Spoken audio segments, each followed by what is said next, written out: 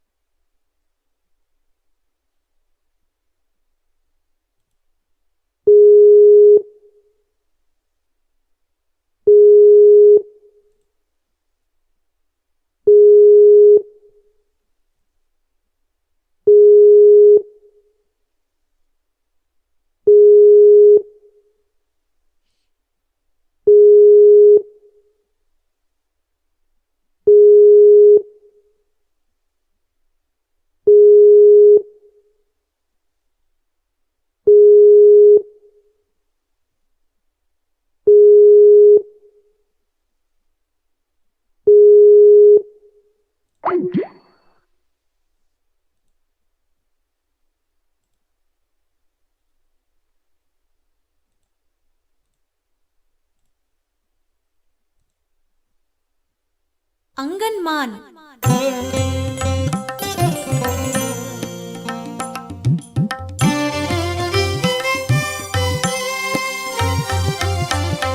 చిరుగంట ముఖమోలే మెరిసిన తామరల ఎరుపు కన్నులు తెరచి మము చూడుమయ్యా. చిరుగంట ముఖమోలే మెరిసిన తామరల ఎరుపు కన్నులు తెరచి మము చూడుమయ్యా.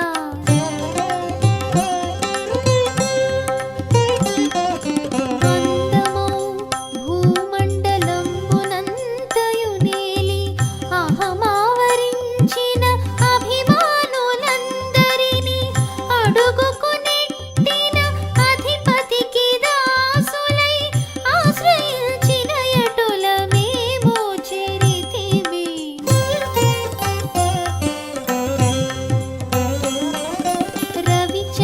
రవిచంద్రులొకమారు ప్రభలు చిందిన ఎటుల జవరాండ్రపై నీదు కనుచూపు ప్రసరించు మేమనుభవించిన శాప పాపములు ఈ తనువును దిలేసి ఎగిరిపోయేడి వేళ.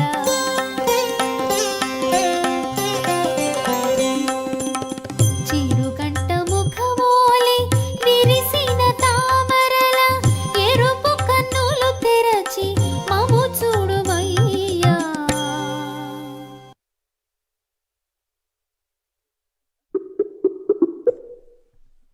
స్వామివారిని కలుపుతున్నాము. జై శ్రీనారాయణ.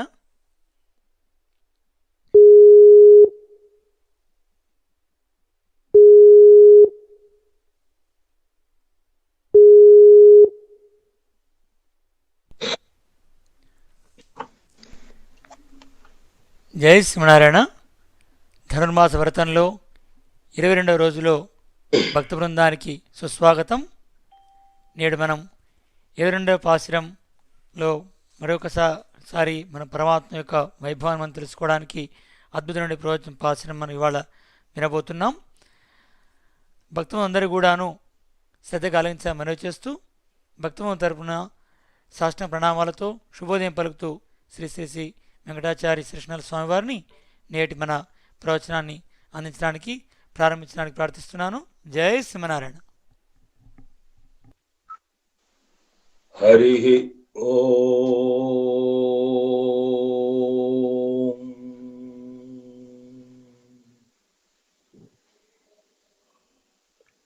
అస్మద్గురుభ్యో నమః. శ్రీమతే రామానుజాయ నమః.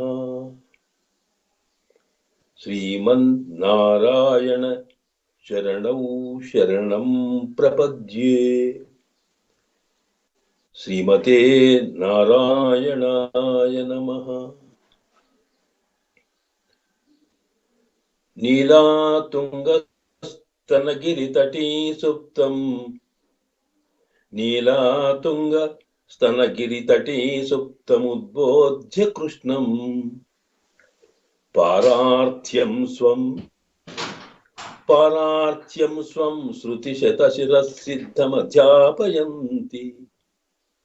స్వోచ్ఛిష్టాయాం స్రజి నిగలితం యా బలాత్కృత్య భుంక్తే గోదా తస్యై నమ ఇదమిదం భూయ ఏవస్తు భూయః.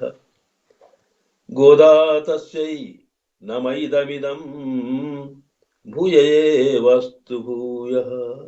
ఆండాళ్ దివ్య తిరువడిகளே శరణం.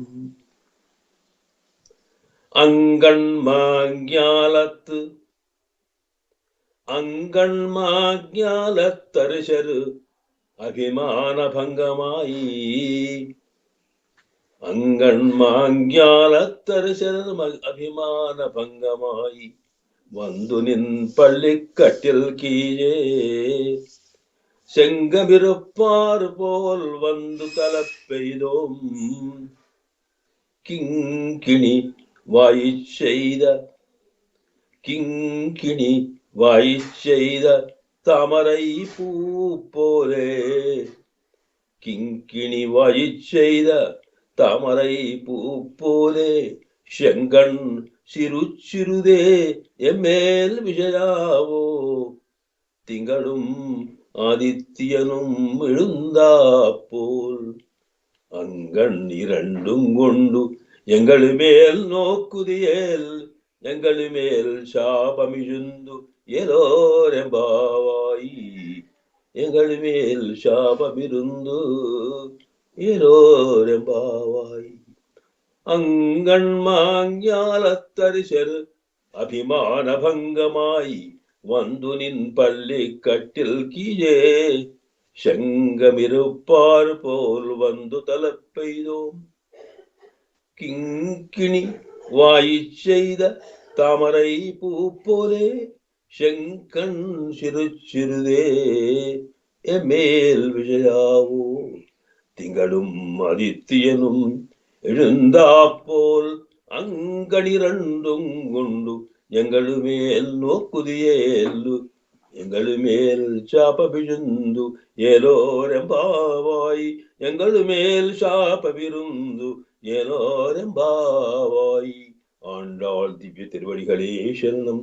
సమస్త పరివారాయ సర్వదివ్య మంగళ విగ్రహాయ శ్రీభూనీళా సహితాయ శ్రీమతే నారాయణాయ నమః. శ్రీమన్నారాయణ శరణౌ శరణం ప్రపద్యే. శ్రీమతే నారాయణాయ నమః.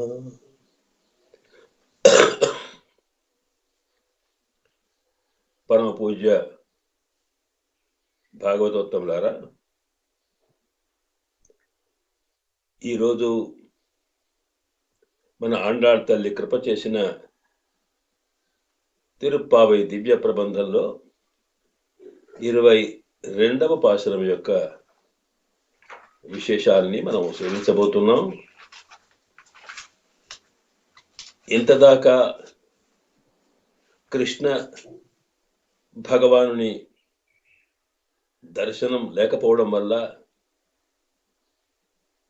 ఒకసారి ప్రార్థన, మరొకసారి ఆవేదనతో ఆర్తితో తీవ్రమైనటువంటి మాటలు, ఇలా రకరకాల మానసిక స్థితిలో పరమాత్మను ప్రార్థించిన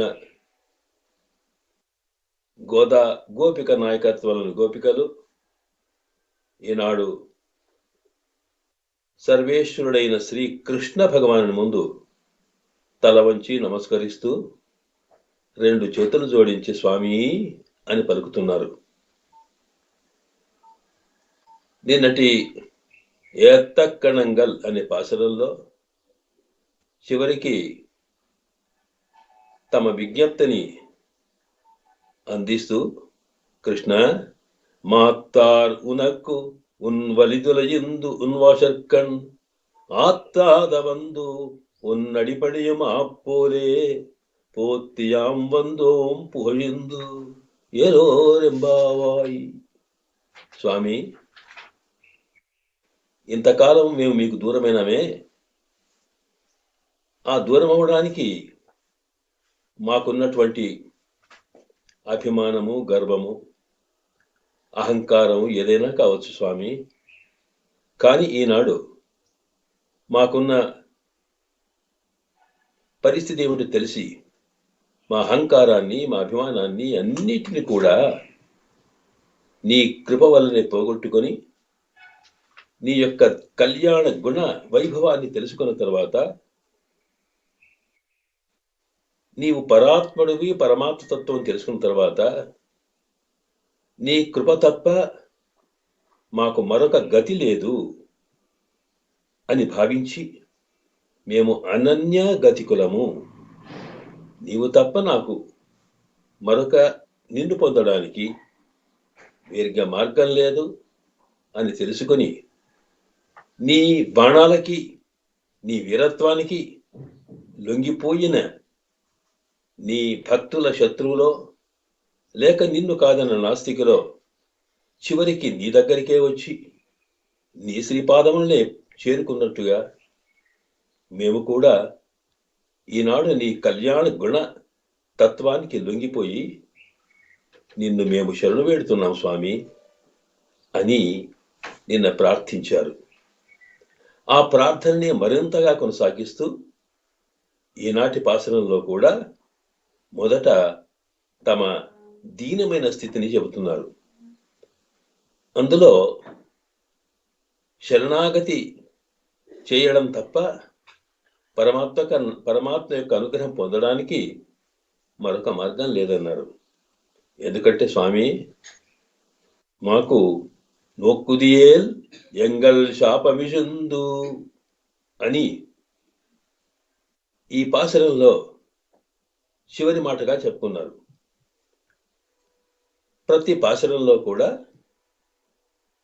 అండాళ్ తల్లి గోపికల రూపంలో తాను పరమాత్మకు చేయదలుచుకున్న ప్రార్థన మనకు పాశరపు చివరి మాటలో కనిపిస్తుంది.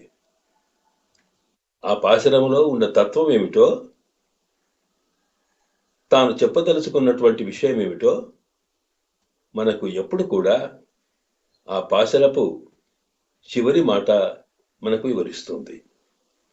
అలాగే ఈ పాశరంలో ఎంగల్ మేల్ శాపమిషుందు అన్నారు. ఇక్కడ స్వామి మేమంతా శాపగ్రస్తులమయ్యా, ఏనాడు ఏం పాపం చేసుకున్నామో లేక ఏ కర్మ ఫలితమో నీ దగ్గరే ఉండి, నీ సేవలోనే ఉండి, నీ ఆనందాన్ని అనుభవించవలసిన ఈ ఆత్మ ఎంతకాలమో, ఎన్నాళ్ళైందో ఈ లోకంలో వచ్చి పడి, ఈ ప్రకృతి బంధంలో ఇరుక్కొని, ఈ సంసారంలో ఈదుతూ, శరీరాల తర్వాత శరీరాలు మారుస్తూ జన్మ పరంపరలో పడి నీకు దూరమైనాం స్వామి.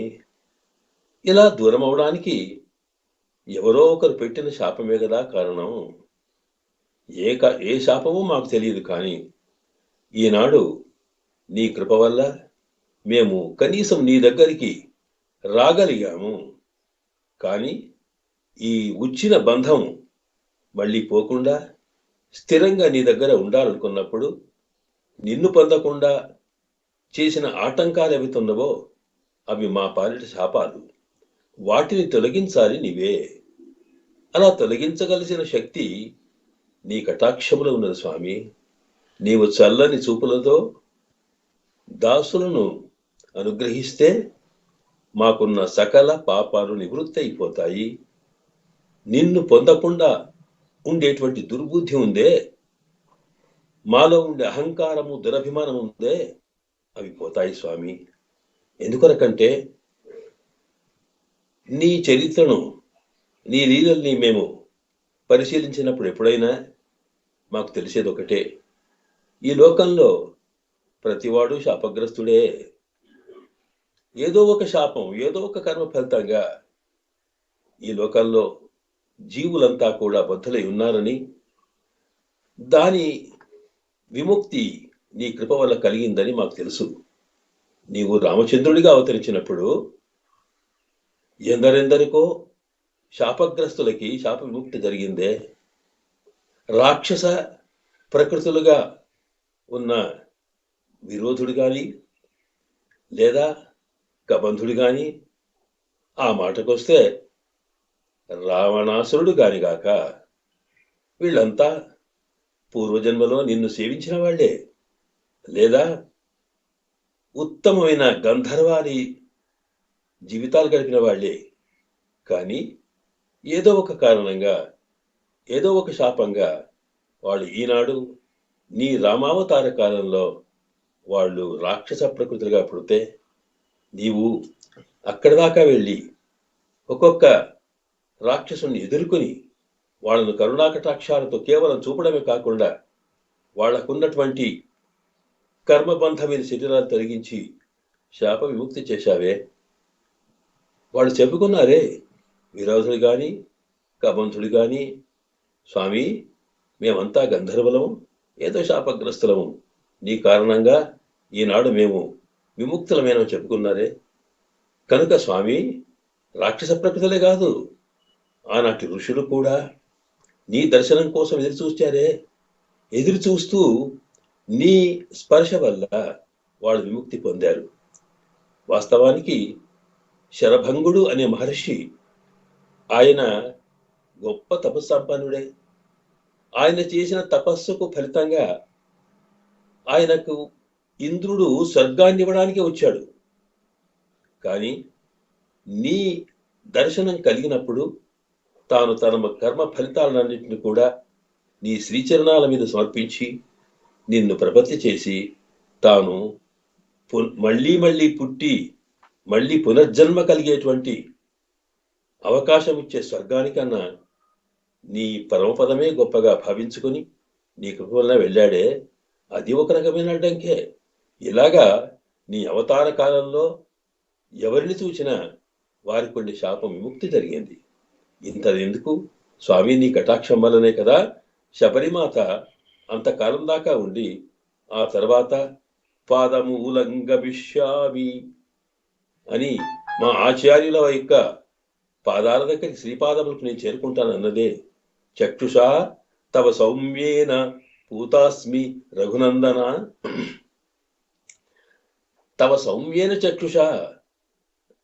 ఇంతకాలం దాకా అసలు శబరిమాత తాను మతంగా మహర్షి నుండి కూడా వారి శిష్యులకందరికీ తాను సేవ చేస్తూ ఉంటే ఆచార్య కటాక్షం కలిగినాక కూడా ఆమెకు తక్షణమే ఎందుకు విముక్తి రాలేదు? కారణం ఏదైనా ఆచార్యులు ఆవిడకి ఆజ్ఞ ఇచ్చారని, శ్రీరామచంద్రుడు రాబోతున్నాడు కనుక ఆయనకు అతిథి సత్కారం ఇచ్చి ఆ తర్వాత నీవు నా దగ్గరికి రా అని ఆచార్య ఆజ్ఞగా భావించింది ఆవిడ. నిజానికి పైకి అలా ఆచార్య ఆజ్ఞగా కనిపించినా ఆచార్యుల్లో వారి ఆలోచనలో శబరిమాతలో ఏదో ఒక లోపమే కనిపించింది. కాకపోతే ఆ మాటలు ఇక్కడ చెప్పిందే, చక్షుష తవ సౌమ్యేన, స్వామి నీ చల్లని చూపుల కారణంగా ఈనాడు పూతాస్మి అన్నది, నేను పవిత్రురాలైనాను. అంటే అంతదాకా తాను ఏదో రకమైన తనలో అపవిత్రత ఉందనే కావచ్చు. అందుకే స్వామి యొక్క కటాక్షం ఆచార్యులు తన దగ్గర స్వీకరించలేదేమో అనుకుంది ఆవిడ. అంటే ఏమై ఉంటుంది అంటే ఆచార్య కటాక్షం కలిగినప్పటికీ సర్వేశ్వరుని యొక్క కటాక్షం కలిగితే ఆత్మ మరింతగా పవిత్రమవుతుందనే ఉద్దేశంతోటేమో రామచంద్రుడు యొక్క చూపులు కలిగిన తర్వాత ఆ తర్వాత అప్పుడు పాదమూలంగా విశ్వామి, ఇదిగో నా ఆచార్యులు ఏ వైకుంఠానికి వెంచేశారో అక్కడికి నేను కూడా వెళ్తాను, అక్కడ ఆచార్య సేవని అంది. ఆచార్య సేవ ఫలితంగా ఆమెకు మోక్షం లభించిన దానికి భగవద్ అనుగ్రహం ప్రధానం కనుక ఆ భగవద్ అనుగ్రహం కోసం ఎదురు చూడమని ఆ తర్వాత తప్పకుండా నువ్వేం చేస్తావని చెప్పినట్టుగా కనిపిస్తూ ఉంది. కనుక స్వామి యొక్క చల్లని చూపులే అంతకాలం దాకా శబరిమాతను అక్కడ ఉంచడానికి కారణమైన ఆటంకాన్ని తొలగించాయి. ఇలాగ స్వామి ఎక్కడెక్కడ ఎన్నిసార్లైనా అలాగే ఇంతకాలము పరమాత్మకి దూరమై, కృష్ణ నీకు మేము దూరమైన మేము నీ అనుగ్రహం పొందడానికి ఏ ఆటంకాలు ఉన్నాయో అవన్నీ నువ్వే తొలగించాలి అంటూ అక్కడ ప్రార్థించారు దీంట్లో. అందువల్ల ఒకవేళ నోక్కుదియేల్ మా మీద ఒకసారి నీ కటాక్షం పంపించినట్టయితే ఎంఏఎల్ విజయావు అని అలాగా చేస్తే మాకుండే శాపం పోతుంది. అంటే మేము ఏమిటా శాపం అంటే మాకు పరమాత్మకు దూరమై ఈ ప్రకృతిలో పడి ఉండి మళ్ళీ ఈ సంసార బంధంలో ఉండగలిగే కర్మ ఫలితమంతా కూడా వినాశం జరిగి ఆ తర్వాత నీలో నీ యొక్క అనుగ్రహంతో నీ యొక్క బ్రహ్మానందాన్ని మేము అనుభవించగలుగుతాం కనుక స్వామి ఒకసారి నీవు పడుకున్న వాడివి నీ తిరునేత్రములను ఒకసారి విప్పి మాపై కటాక్షం చూపించు అంటూ ఇందులో ప్రార్థించారన్నమాట. ఈ ప్రార్థన చేసే సందర్భంలోనే అంతకన్నా ముందే స్వామి చెప్పుకున్నారే మాకున్న అభిమానం అంతా పోగొట్టుకొని నిన్ను శరణాగతి చేస్తున్నాము అన్నమాట. అంటే మనకు పరమాత్మ భగవద్గీతలో శాస్త్రాల్లో ఎన్నో రకాల మార్గాలు సాధనాలు పరమాత్మను పొందడం కోసం చూపించాడు. అవి కర్మయోగం, జ్ఞానయోగం, భక్తి యోగం, ఏ యోగమైనా సరే. కానీ చివరికి తాను అన్నిటికన్నా ప్రధానమైనటువంటి ప్రపత్తి యోగాన్ని చెప్పాడే, మామేకం శరణం వ్రజ అహంత్వా సర్వ పాపేభ్యో మోక్షయిష్యామి అన్నాడు.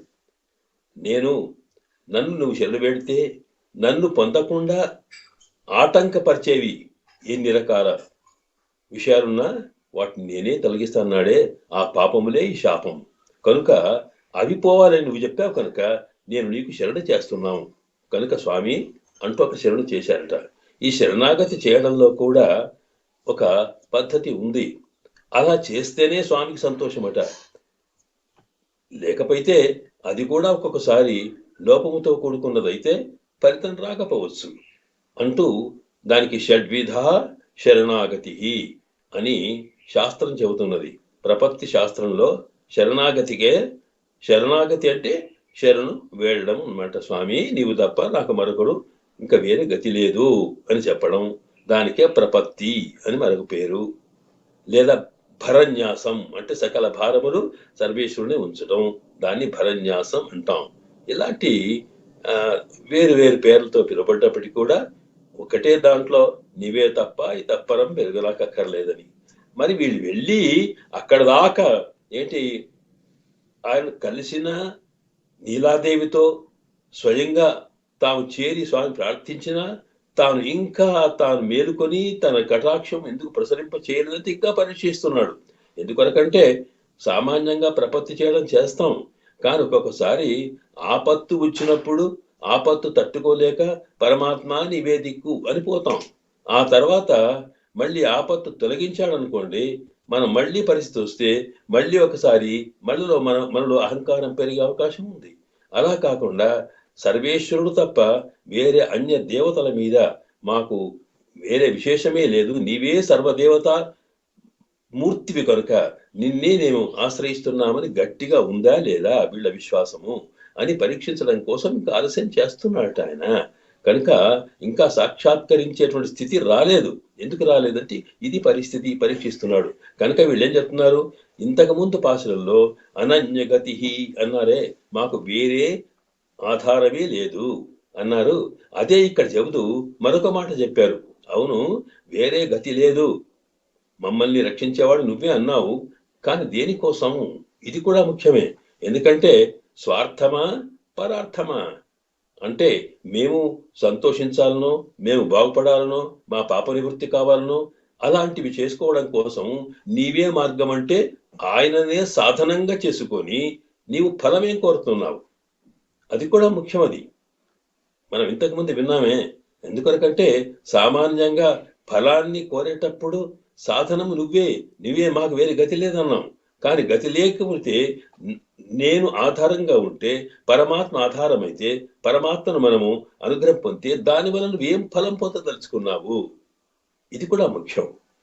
కనుక వాళ్ళు ఏత్త కణంగల దాంట్లో మాత్తారు నక్కని మేము చేరుకున్నాం నిన్ను, మాకు వేరే గతి లేదు అని చెప్పినప్పటికీ ఆ గతి లేకుండా నన్ను ఆశ్రయించినప్పుడు పరమాత్మను ప్రపత్తి చేసినప్పుడు దానివల్ల వాళ్ళు ఏం ఫలం పొందదలుచుకున్నారో కూడా స్వామి పరీక్షించదలుచుకున్నట్టుగా అనిపిస్తుంది.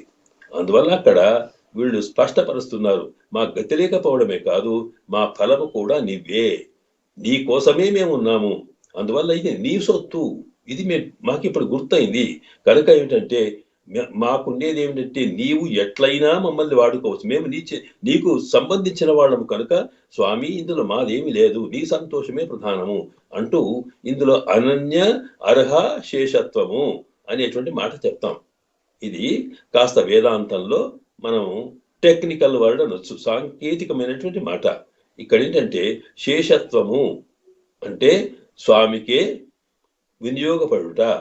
ఎవడంటే సామాన్యంగా యజమాని ఉన్నాడు అనుకోండి, ఆ యజమానికి ఒక ఇల్లు ఉంది. ఇల్లుంటే ఆ ఇల్లు ఎవరిది అంటే ఆ యజమానిది. కనుక ఇల్లు యజమాని కోసమే ఉన్నది. యజమాని మాత్రమే, ఎవడి ఓనరో ఆయననే వాడుకోగలుగుతాడు. కనుక ఇల్లు యజమానికే శేషత్వమైనది, అంటే యజమానికే సంబంధించింది, ఆయన ఇష్టం వచ్చినట్టు వాడుకోవచ్చు అన్నమాట. సరే, ఇల్లు అంటే దానికి ప్రాణం లేదు, ఎట్లా అంటే అట్లా వాడుకోవచ్చు. కానీ అలా కాకుండా మరొక రకంగా కూడా ఉంటుంది. అదేమిటంటే ఒక రాజు ఉన్నాడు అనుకోండి, లేదా ఒక యజమాని ఉంటాడు, ఆయన కింద ఒక భృత్యుడు అంటే ఒక దాసుడు, ఒక సర్వెంట్, అంటే ఓనర్ అండ్ సర్వెంట్ ఇద్దరు ఉన్నప్పుడు ఆ ఓనర్ సర్వెంట్ యొక్క బాధ్యత ఏమిటి అంటే దాసుడి యొక్క బాధ్యత ఏంటంటే యజమాని ఎట్లా చెబితే ఆయన కోసమే, ఆయన ఏ పని చెప్తే ఆ పని చేయాలి, ఏం చేస్తే అది చేయాలి. ఇలా ఉండడం అనేది ఆయన ఇష్ట ప్రకారమే నడుస్తాము. ఇది శేషత్వమే. శేషత్వం అంటే ఏ వ్యక్తి అయితే యజమాని అవుతాడో అతని ఇష్టం వచ్చినట్టుగా వాడుకునేట్టుగా ఉండడం అన్నమాట.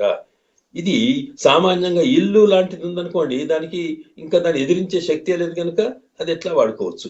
కానీ ఇక్కడ ఒక సర్వెంట్ ఉన్నాడే, యజమానికి తెలుసు ప్రాణం ఉన్నది, జ్ఞానం ఉన్నది, మంచి ఉన్నది, చెడు ఉన్నది, ఒక్కొక్కసారి ఎదిరించే అవకాశం ఉన్నది. కానీ ఆ యజమానికి ఈ సామాన్యమైనటువంటి ఈ సర్వెంట్ ఇతను ఏమిటంటే కింద పనిచేసేటువంటి కూలి చేసేవాడు దేనికి చేస్తున్నాడు అంటే ఆయన శేషత్వం అనేది ఫలాన్ని గురించి ఉన్నది. ఏమిటా ఫలం అంటే యజమాని దగ్గర ఆయన చెప్పినట్టు వింటే నాకు డబ్బు వస్తుంది కనుక తనకి ఒక ఫలాన్ని ఆశించి తన కోసం స్వార్థం కోసము ఆయనకు లొంగి ఉండడం, ఆయన చెప్పినట్టుగా ఉండడం. అంటే కనుక యజమాని ఇష్టం వచ్చినట్టు ఈ వ్యక్తిని వాడుకోవడానికి అర్హత ఉండడం అనేది శేషత్వమైన, అందులో కూడా స్వార్థం ఉందన్నమాట. అట్లా కాకుండా అసలు యజమాని కోసమే, యజమాని చెప్పినట్టు వినడమే, ఆయన సంతోషమే ప్రధానం కనుక నాది ఏమీ లేదు అనేటువంటి భావన కలిగి ఉండడం అనన్య అర్హ శేషత్వం అంటాం.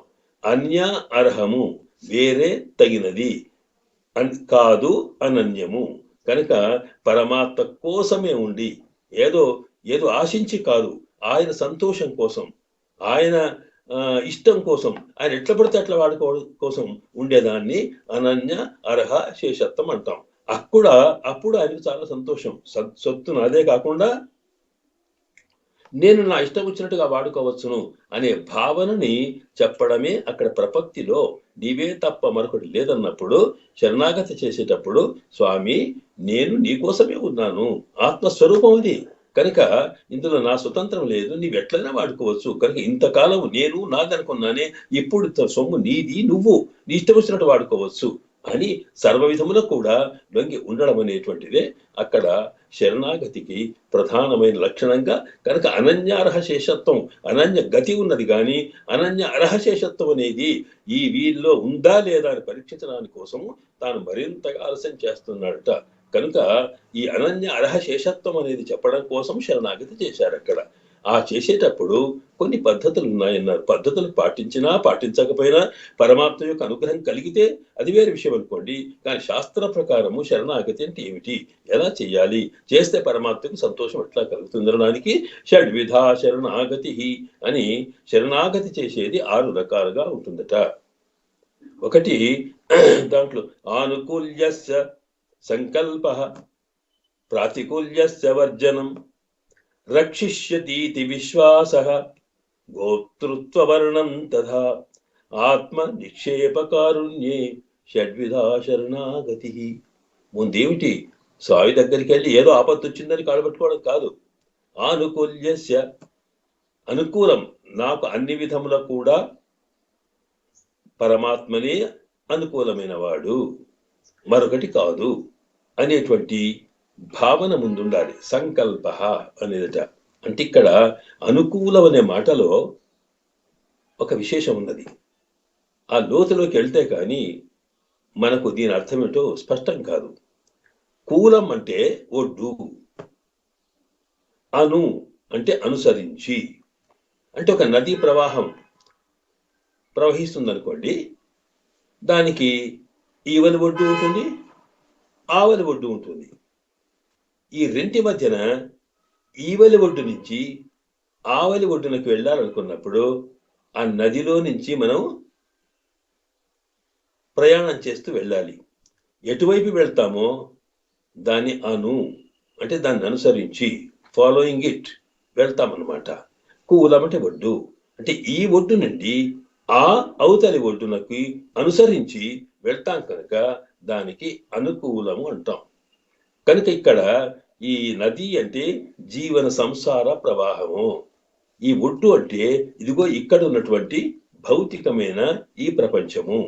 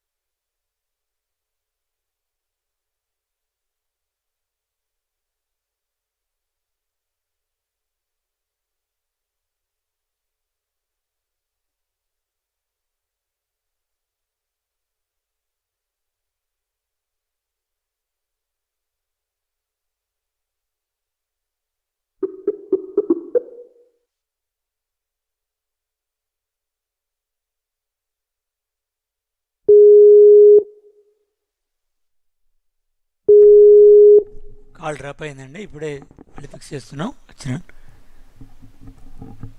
లక్ష్మీనారాయణ కానీ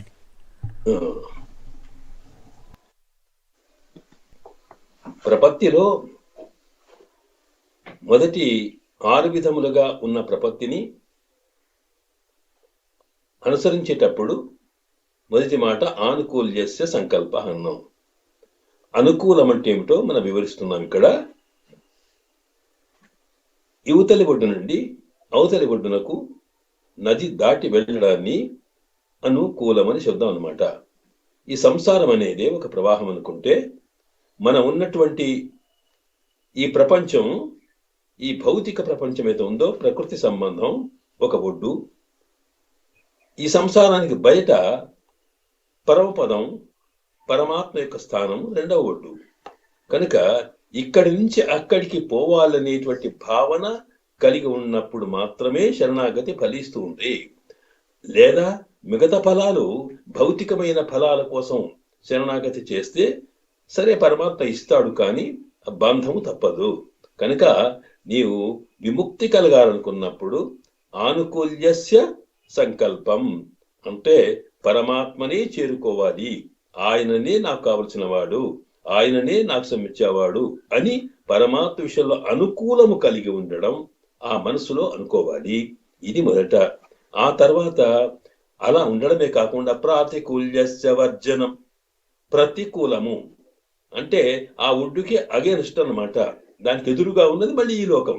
కనుక ఈ లోకమునకు సంబంధించినటువంటి ఏ విషయాలతో సంబంధం పెట్టుకోవలసిన అవసరం లేదు. విముక్తి పొందాలనుకున్న వాడికి, మోక్ష ప్రాప్తి కావాలనుకున్న వాడికి ఆయననే నాకు కావలసిన వాడు అనుకొని మిగతా పరమాత్మ తప్ప మిగతా విషయాల మీద మనసు పెట్టుకోకపోవడం ప్రాతికూల్యస్య వర్జనం. ఈ రెండు చేసినాక అప్పుడు ఎన్ని చేసినా ఒక విశ్వాసం కావాలి. ఎందుకనకంటే స్వామి అన్నప్పటికీ మళ్ళీ దాంట్లో ఈయన కాపాడుతాడో లేదో, ఆయన పట్టుకుంటే ఆయన చేస్తానో లేదో అనేటువంటి దృఢమైన విశ్వాసం లేకపోతే, అది సందేహం ఉంటే అది ఫలించదు. కనుక రక్షిష్యతి ఇది విశ్వాస, తప్పకుండా నా స్వామి పరమాత్మ నన్ను కాపాడుతాడు నా కోరిక నెరవేరుస్తాడు అనేటువంటి గట్టి నమ్మకంతో స్వామిని చేరడం. అలా రక్షిష్యతి విశ్వాస అని ఆ నమ్మకం ఉండడమే కాదు, స్వామిని ప్రార్థించాలి కూడా. గోతృత్వవర్ణం, స్వామి నీవు తప్ప నాకు మరొకటి లేదు అని. త్వమేవ మే ఉపాయ భూతోవా, స్వామి నీవే నాకు ఉపాయం కావాలి, నీవే నన్ను చెందించాలి అని ప్రార్థించాలి. అందువల్ల ప్రార్థనామతి, ప్రార్థించడం అనేది కూడా ప్రధానమే. అలా ప్రార్థించడం చెప్పేటప్పుడు ఎలా ప్రార్థించాలి అంటే ఆత్మ నిక్షేప కారుణ్యే, మొత్తం భరన్యాసం, స్వామి నీవే తప్ప మరొకటి లేదని ఆత్మని, తనకు సర్వస్వాన్ని స్వామి యొక్క శ్రీపాదాల మీద సమర్పించడమే, ఇంకా తనదేం ఉంచుకోవడం లేదు. ఆ సమర్పించడమే కాకుండా అప్పుడు కార్పణ్యం, కృపణత్వం, స్వామి నేను దీనుణ్ణి, అకించన అనన్యగతి శరణ్య తత్పాదమూలం శరణం ప్రపద్యే అని, స్వామి నాకేమి లేదు, నా దగ్గర నిన్ను పొందడానికి కావాల్సిన ఏమి లేదు కనుక అకించన, నాకు కార్పణ్యం అంటే కృపణ, దీనుణ్ణి, నాకు వేరే గతి లేదు, వేరే మార్గం లేదని మాటలు ప్రార్థించుకోవాలి. ఇలాగా స్వామి మీద విశ్వాసం, స్వామి అనుకూలం అనుకుని ఆ పరమాత్మను పొందాలనుకున్నప్పుడు పరమాత్మకు వ్యతిరేకమైన విషయాలను మనసు పెట్టుకోకుండా ఆయననే తప్పకుండా నన్ను కాపాడుతున్న దృఢమైన విశ్వాసంతో ఆయన్ని ప్రార్థించి ఆ ప్రార్థన లోపల సకల సర్వస్వం కూడా ఆయనకు నాకుండేటువంటి అది నదేహన్న ప్రాణన్న అశేషాభిలషితం అని అంటారు స్తోత్రత్వంలో. కనుక మన దేహం సర్వమును కూడా పరమాత్మ శ్రీపాదములను ఉంచిన తర్వాత స్వామి నీవు తప్ప నాకు మరొకటి లేదు, నా స్థితి ఏమిటి అని చెప్పుకోవడం అనేది ఉందో అది ఈ రకంగా చెప్పినప్పుడు ఆయన మనసు కరిగిపోతుందట. ఆ కరిగిపోయి అప్పుడు మనను తానే స్వీకరించి తాను అనేక రకాలుగా ఉపయోగించుకుంటాడు. కనుక ఇలాగా చేయడాన్ని ప్రపత్తి అంటాం. దానికే కనుక వీళ్ళు అలాగే చేస్తున్నారు. అక్కడ ఇంతసేపు చేసిన తర్వాత కూడా అమ్మవారిని ముందుంచుకొని ఆమె పురుషకారంతో స్వామిని చేరినప్పటికీ అనుకూల్యస్తవర్చిన, స్వామి నీవు తప్ప మరొక లేరయ్యా, నేను నిన్ను చేరుకున్నాము అని నీ గుణముల చేతనే, నీ కళ్యాణ గుణముల చేతనే మేము నిన్ను జయింపబడి నీకు ప్రపత్తి చేస్తున్నామని చెప్పుకున్నారే, ఈ లక్షణాలు అందులో కనిపిస్తాయట. అందువల్ల దీనికి ఉదాహరణగా మనకి రామాయణంలో విభీషణ శరణాగతి చెప్తారు. విభీషణుడు తాను రావణాసురుడు దిక్కుల పాంసమని వాడు దాన్ని పంపించేస్తే ఇక వీడినేమిటి వదలాలని చెప్పనుకొని రాముణ్ణి వచ్చి శ్రీరామచంద్రుణ్ణి తాను శరణాగతి వెడతాడు. ఆ వేడేటప్పుడు ఈ లక్షణాలన్నీ కనిపిస్తాయట. అక్కడి పరిత్యక్తామయాలంక మిత్రాణి ధనాని చ, నాకుంటే సర్వాన్ని నేను వదులుకొని స్వామి నీవే తప్ప మరొకట్లేని చెప్పి భవద్గతమ్మే, మొత్తం కూడా నా జీవితం నీకే అంకితము అని చెప్పుకున్నాడు. అలాగా ఆ శరణాగతి చేస్తే అప్పుడు స్వామి తప్పకుండా రక్షించాడు అనమాట. ఈ రకమైన దృష్టితో వాళ్ళు గోపికలు కూడా అక్కడ శరణాగతి చేశారు. ఆ శరణాగతి చేసేటప్పుడు అకించన, మాకుండే స్థితం ఏమిటో చెప్పాలి కదా. కార్పణ్య దోషం కృపణలము మా దగ్గర ఏమి లేదు చెప్పుకోవడం కోసం ప్రారంభించారు. ఇక్కడ ఏమిటి అంగన్ మాంగ్యాలత్ అరిశరభిమాన భంగమాయి వందు నిన్ పల్లి కట్టిల్ కీజే శంగమిరుప్పారు పోల్ వందు తలపెయిదో అని తమకు ఉండేటువంటి ప్రపత్తిని చెప్పారనమాట. అక్కడ స్వామి ఇదిగో చూడండి మేము ఎలా చేరుకున్నాం మీకు అంటే అంకణ్మాంగ్యాలత్తరిశర్, అంటే చాలా అందమైన మధురమైన ఆకర్షణీయమైనటువంటిది అన్నమాట. అలాంటి ప్రదేశాలు ఈ భూలోకంలో ఎన్నో ఉన్నాయి. కణ్ అంటే ప్రదేశాలు ఎక్కడున్నాయి? మా జ్ఞాలం అంటే ఈ భూమి, అది గొప్ప భూమి. గొప్ప భూమి అంటే ఈ భూమే కాదు, మొత్తం ప్రకృతి మండలం. ఈ ప్రకృతి మండలంలో అంతటా కూడా పరమాత్మ సృష్టిలో ఎన్నెన్నో అందాలున్నాయి, ఎన్నెన్నో భోగాలు కలిగించేటువంటి స్థితులు ఉన్నాయే అని చెబుతూ వీటిని పొందడానికి ఎన్నో ప్రయత్నం చేస్తున్నారు వ్యక్తులంతా అంటూ స్వామి ఇక్కడ రకరకాల ఏమిటి అందాలను సృష్టించాడట. ఎందుకు సృష్టించాడు ఆయన అంటే ఇక్కడ సామాన్యంగా తన సృష్టిలో ఉన్నటువంటి జీవులంతా తన వాళ్ళు. వీళ్ళందరినీ నేను సృష్టించినప్పుడు నేను వాళ్ళకు కన్న తండ్రినే, పితాహం అస్య జగతః అనుకున్నాడే. ఈ లోకానికి తాను తండ్రి గనుక లేదా తాను కన్నవాడు గనుక అలాంటి వాడిని వాడు ఈ యొక్క బాధ్యత కూడా మనకు కావలసినటువంటి అవసరాలు తీర్చాల్సిన బాధ్యత ఆయనదే. అందువలనట జీవులు ఇక్కడ సృష్టి చేసేటప్పుడే, ఈ జీవులను ఇందులో చేర్చేటప్పుడే ఈ జీవులకు కావలసిన సకల సౌకర్యాలు సర్వేశ్వరుడు చేశాడట. అందువల్ల ఇక్కడేంటి, సామాన్యమైనటువంటి పసిపాప ఆహారం లేని ఉండలేదే. కానీ అప్పుడే పుట్టిన పాపకో లేక 6 నెలల్లో ఉండేటి పాపకి తాను ఆకలి తీర్చుకోవడం కోసం ఎక్కడికి వెళ్తుంది? ఏం తినగలుగుతుంది అది? కనుక అది చూసినటువంటి, అది సంకల్పించుకున్న పరమాత్మ ఆ పాపకు బాధ కలగకుండా ఆమె ఆహారం దొరికేట్టుగా కన్నటువంటి మాతృమూర్తి దగ్గరనే పాలు పెట్టాడు కదా. ఆమెకు పాలు తాగాల్సిన అవసరం పాపకు అయిపోయిందంటే పాలు అక్కడ కూడా ఉండవు అంటే అర్థమేమిటి? ఎంత దయామయుడైతే పసితనంలో నుంచే మనం రక్షించడం కోసం శ్రమ లేకుండా ఆహారాన్ని మాతృమూర్తి దగ్గర అందించాడు. అలాగ పెరిగిన తర్వాత ఇక్కడ ఉండడానికి భూమి, తాగడానికి నీళ్లు, పీల్చడానికి గాలి, అలాగే విహరించడానికి ఆశ్చర్యమైనటువంటి ప్రకృతిలో అద్భుతమైనటువంటి సృష్టి చేశాడు స్వామి. ఆ స్వామి చేసినటువంటి ప్రకృతి ఒక ఆకాశ ఖగోళంలో కూడా విచిత్రం ఏంటంటే, ఆయన ఈ భూమిని ఒక చోట ఉంచకుండా గిరగిరా తిప్పుతూ ఉన్నాడట. ఎందుకు ఈ గిరగిర తిప్పడం అంటేనట, ఇదిగో పాపను కన్న తర్వాత తల్లి ఏం చేస్తుంది, ఆమె ముద్దు ఆడడం కోసం ఎలాగ తొట్లలో పడుకోబెట్టి అటు ఇటు ఊపుతూ గానం చేస్తుందో, అలాగే ఇక్కడ కూడా ఈ భూమి మీద ఉన్నటువంటి తన సంతానాన్ని, జీవులకు సంతోషం, తొట్లలో పడుకున్నంత ఆనందం కలగడం కోసం గిరిగిర తిప్పుతూనే ఉందట. గాలి యొక్క ధ్వని వల్ల కమ్మని పాటలు వినిపిస్తూ ఉందట.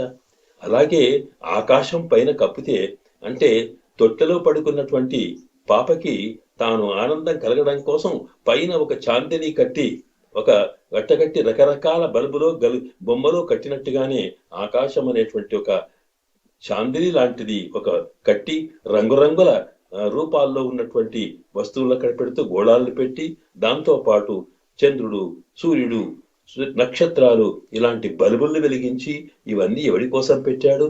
అందువల్లే మనం చూడమే, వీటికి కారణం ఏంటి? ఒకసారి ఏ వెన్నెల్లో పడుకుంటే ఆసారి మనం ఆకాశంలోకి చూచి అందమైన పున్నమనాటి చంద్రుని చూసినప్పుడు ఎంత ఆనందిస్తాం. అలాగే చుక్కల వైపు చూసినప్పుడు మనం ఆకాశంలో చూస్తే ఎంత ఆనందం కలుగుతుంది. అలాగే సూర్యుని యొక్క ఉదయాన్ని చూస్తుంటే ఎంత ఆనందం కలుగుతుంది. ఇవన్నీ దేని కొరకు సృష్టించాడు ఆయన అంటే, కన్నవాడు, కన్న తల్లి తన పిల్లలకు ఆనందం కోసం ఎలాంటి ప్రకృతి, ఎలాంటి వాతావరణం ఏర్పాటు చేస్తుందో, అలాగే స్వామి ఇక్కడ తాను సృష్టి చేసి ఈ జీవులను ఇక్కడ ఉండి వాళ్ళకు కావలసిన ఆహారాన్ని, కావలసిన పోషణ పదార్థాన్ని ఇస్తూనే ఆనందాన్ని కలిగేట్టుగా రకరకాల యొక్క సన్నివేశాల్ని తాను సృష్టించాడట. కనుక ఈ భూమి నిండా ఎక్కడ చూసినా అన్ని అందాల, అంటే వాటేమిటి, ఒక సౌందర్యాన్ని కలగజేసే, ఆకర్షణాన్ని కలగజేసేటువంటి అందమైనటువంటి దృశ్యాలే ఉన్నాయి. వాటిని చూస్తే ఎంత ఆనందం. కనుక ఇది ఎవరి కోసం? ఇన్ని చూచినప్పుడు ఏం భావన కలగాలి అంటే, స్వామి మా కోసం ఎంత అద్భుతమైనటువంటి చిత్రాన్ని ఇచ్చావు, ఎంత అద్భుతమైనటువంటి సన్నివేశాలు ఏర్పాటు చేశావు. ఇది సామాన్యుడు వల్లకి అయ్యేది కాదే. ఇది ఏదో అపరిమితమైన శక్తి సంపన్నుడు, పరమ దయాళువు, పరమ చైతన్యమైనటువంటి స్వామి మాత్రమే దీన్ని చేయగలుగుతాడు అనే భావన కలిగినప్పుడు ఈ ప్రపంచాన్ని, ఇక్కడుండే ప్రకృతిని, ఈ దృశ్యాలని, ఈ ఖగోళాలని, సూర్య చంద్ర నక్షత్రాది బ్రహ్మాండమైనటువంటి ఈ ఆకాశ అంతా గోళ సంచారంతా నక్షత్ర మండలాన్ని చూసినప్పుడు ఆశ్చర్యం కలగాలి, ఆనందం కలగాలి. ఆ దృష్టిలో దీన్ని సృష్టించిన వాడి గురించి ఆలోచన రావాలి. అలాంటి వాడికి తమ చేసిన మనకు వాడి కృప వల్ల మనం పొందుతున్నటువంటి ఆనందానికి మనం కృతజ్ఞమై ఉండాలి. ఇది ఉండవలసిన స్థితి. అలా కాకుండా ఏం జరుగుతూ ఉన్నది, ఈ ప్రకృతి సంబంధం వల్ల ఇక్కడ ఉండేటువంటి ఇక్కడ ఉన్నది నాది అని, అక్కడేమిటి అంగన్ మాన్యాలత్, ఈ లోకమంతా కూడా ఇంత అద్భుతమైనటువంటి దివ్యమైనటువంటి భూమిని, ఈ ప్రపంచాన్నంతా కూడా ఇది నాది, నేను అనే భావన, ఒక అహంకారం. ఈ ఏమిటి, రజోగుణం తమోగుణం ఎక్కువగా ఉన్న ప్రకృతితో సంబంధం కలగడం వల్ల మనకు అహంకారం పెరిగి, అప్పుడు సర్వేశ్వరుడైతే ఈశ్వర సర్వభూతే భూతాన్ అంటే సర్వభూతి ఉద్దేశ అర్జున తిష్టతి, ఈశ్వరుడైన వాడు అన్ని సృష్టిలో ఉన్న అందరి యొక్క హృదయంలో ఉన్నాడు. ఇది ఆయన ఈశ్వరుడు. ఈశ్వరుడు అంటే అర్థం ఏంటన్నమాట, ఈశతే అంటే నియమించేవాడు, కంట్రోలర్, డిక్టేటర్. అలాంటి వాడు ఆయనకు నేను చెందినవాడిని అనుకోకుండా, ఆయన దీనికి ఈశ్వరుడు, ఆయన దీనికి యజమాని అనే దృష్టి లేకుండా ఏమనుకుంటున్నాం మనం? చాలా మంది ఇది నాది, ఈశ్వరోహం అహం భోగి, ఇది నాది, ఈ భూమి నాది అని అనుకునే దీంతో సామాన్యంగా ఒక తనకున్న భూమినే కాక మొత్తం భూమిని ఆక్రమించే పరిస్థితి, తన రాజ్యమే కాక ఇతర రాజ్యాన్ని ఆక్రమించే పరిస్థితి, ఇలాగా ఏం చేస్తున్నారంటే అహంకారంతో, అభిమానంతో, తనకుండేటువంటి గర్వంతో లోకమంతా కూడా తనదిగా చేసుకునే ప్రయత్నం, పరమాత్మకు సంబంధించిన వస్తువుని తన వస్తువుగా చేసే ప్రయత్నం చేస్తూ ఈ లోకాన్ని పరిపాలించడానికి వచ్చిన రాజులున్నారే, రాజులంటే వాళ్ళు ఏమైనా ఎప్పుడు వాళ్ళకి ఏమైనా దండయాత్రలు చేయడం, రాజ్యాన్ని పెంచుకోవడమే, ఇదే సంబంధం. పెంచుకోవడమే కాకుండా నాది నాది అనే అభిమానం అంటే, అభిమానం అంటే అర్థం ఏంటంటే ఈ వస్తువు నాది. అభిమానం రెండు రకాలు ఉంటుంది. అభిమానం అంటే గర్వం అనొచ్చు, అభిమానం అంటే నాది అనేటువంటి ఒక భావన కావచ్చు. ఈ రెండు రకాలు ఉంటుందట. కనుక దీనికి అభిమానం అహం అనే అభిమానము, మమ అనే అభిమానము. అహం అంటే ఇదిగో ఈ నేను, నా శరీరము, నా వస్తువు అనేది గర్వము. అలాగే అభిమానం అంటే ఇగో ఈ బయట ఉన్నదంతా నాది అనేటువంటిది, దీన్ని ఎవరికీ లేదు అనే భావన ఈ ప్రకృతిలో పడ్డ జీవులందరికీ కలగడం వల్ల ఏమైపోయింది స్వామి, ఇందులో నీ వస్తువును వాళ్ళు తీసుకుంటున్నారు. కనుక ఈ అభిమానం అనేది వీళ్ళకి వాళ్ళకే కాదు, చిన్న చీమ మొదలుకొని బ్రహ్మదేవుడి దాకా ఉందట. బ్రహ్మదేవుడు అనుకుంటాడట స్వామి ఇచ్చిన, ఎందుకంటే సృష్టి చేసే అధికారాన్ని తాను ఇస్తూ తాను అంతర్యామిగా ఉండి చేయిస్తే ఆ బ్రహ్మదేవుడు కూడా మరిచిపోయి నేనే ఇదంతా సృష్టి చేస్తున్నాను అనుకుంటాడట, నేనే ఇదంతా జరుగుతున్నాను అనుకుంటాడట, ఇలా ఇదంతా నాది అనుకుంటాడట. అలాగే సామాన్యమైనటువంటి చీమ దగ్గర నుంచి కూడా ఇది ఏమిటంటే ఈ ప్రకృతిలో సంబంధం కలిగిన జీవులకుండే లక్షణం. ఆ సామాన్యం చీమ కూడా చిన్న పొక్కలో చేరితే ఇది నాది అనుకుంటుందట. ఏది నీదండి అంటే తాను సింహం ఉన్న గుహ తాను కట్టుకున్నదా, లేకపోతే చీమ ఉన్న సామాన్యమైన రంధ్రము తాను తయారు చేసుకున్నదా, లేకపోతే ఆ తయారు చేయడానికి భూమి తనదా, ఎక్కడుంది? వాస్తవానికి మనుషులమైన మనం కూడా మన తెలివితేటలు పట్టుకొని ఇల్లు కట్టుకుంటే ఇది నాది అంటున్నామే. ఇల్లు అంటే ఎలా కట్టుకున్నావు నువ్వు? మట్టితో కట్టుకున్నావు, నీటితో కట్టుకున్నావు, ఇసుకతో కట్టుకున్నావు. ఈ ఇసుక, నీరు, మట్టి, భూమి ఇవన్నీ ఎవరివి? ఎవడు సృష్టించాడు ఇవన్నీ? వాటిని తీసుకొచ్చి పెట్టగలిగేటువంటి జ్ఞానం ఎవడిచ్చాడు నీకు? మోసుకొచ్చే చేతులు, కాళ్ళు ఎవడిచ్చాడు? నీ చేతులు నీవి కావు, కాళ్ళు నీవి కాదు, శరీరం నీది కాదు, జ్ఞానం నీది కాదు, వస్తువు నీది కాదు. ఏది కాకపోయినా అన్నిటికీ నాది నాది నాది అనే భావన, దానికోసం పరితపిస్తూ ఉన్నంత కాలం కూడా ఇది నాది నాది అని దాంట్లో పడుతున్నారే ఈ లోకంలో. ఇది సామాన్య విషయం అయితే, ఇక మరింత ఆశ ఉన్నటువంటి రాజులు ఉన్నారే, వాళ్ళైతే ఎంత అంటే అంత అనుకుంటున్నారే. కనుక అంగణ్య ఇలా అనుకున్న వాళ్ళంతా ఏమైపోయినారు స్వామి చెప్తుంది ఇక్కడ అనమాట. ఎందుకంటే అంగణ్య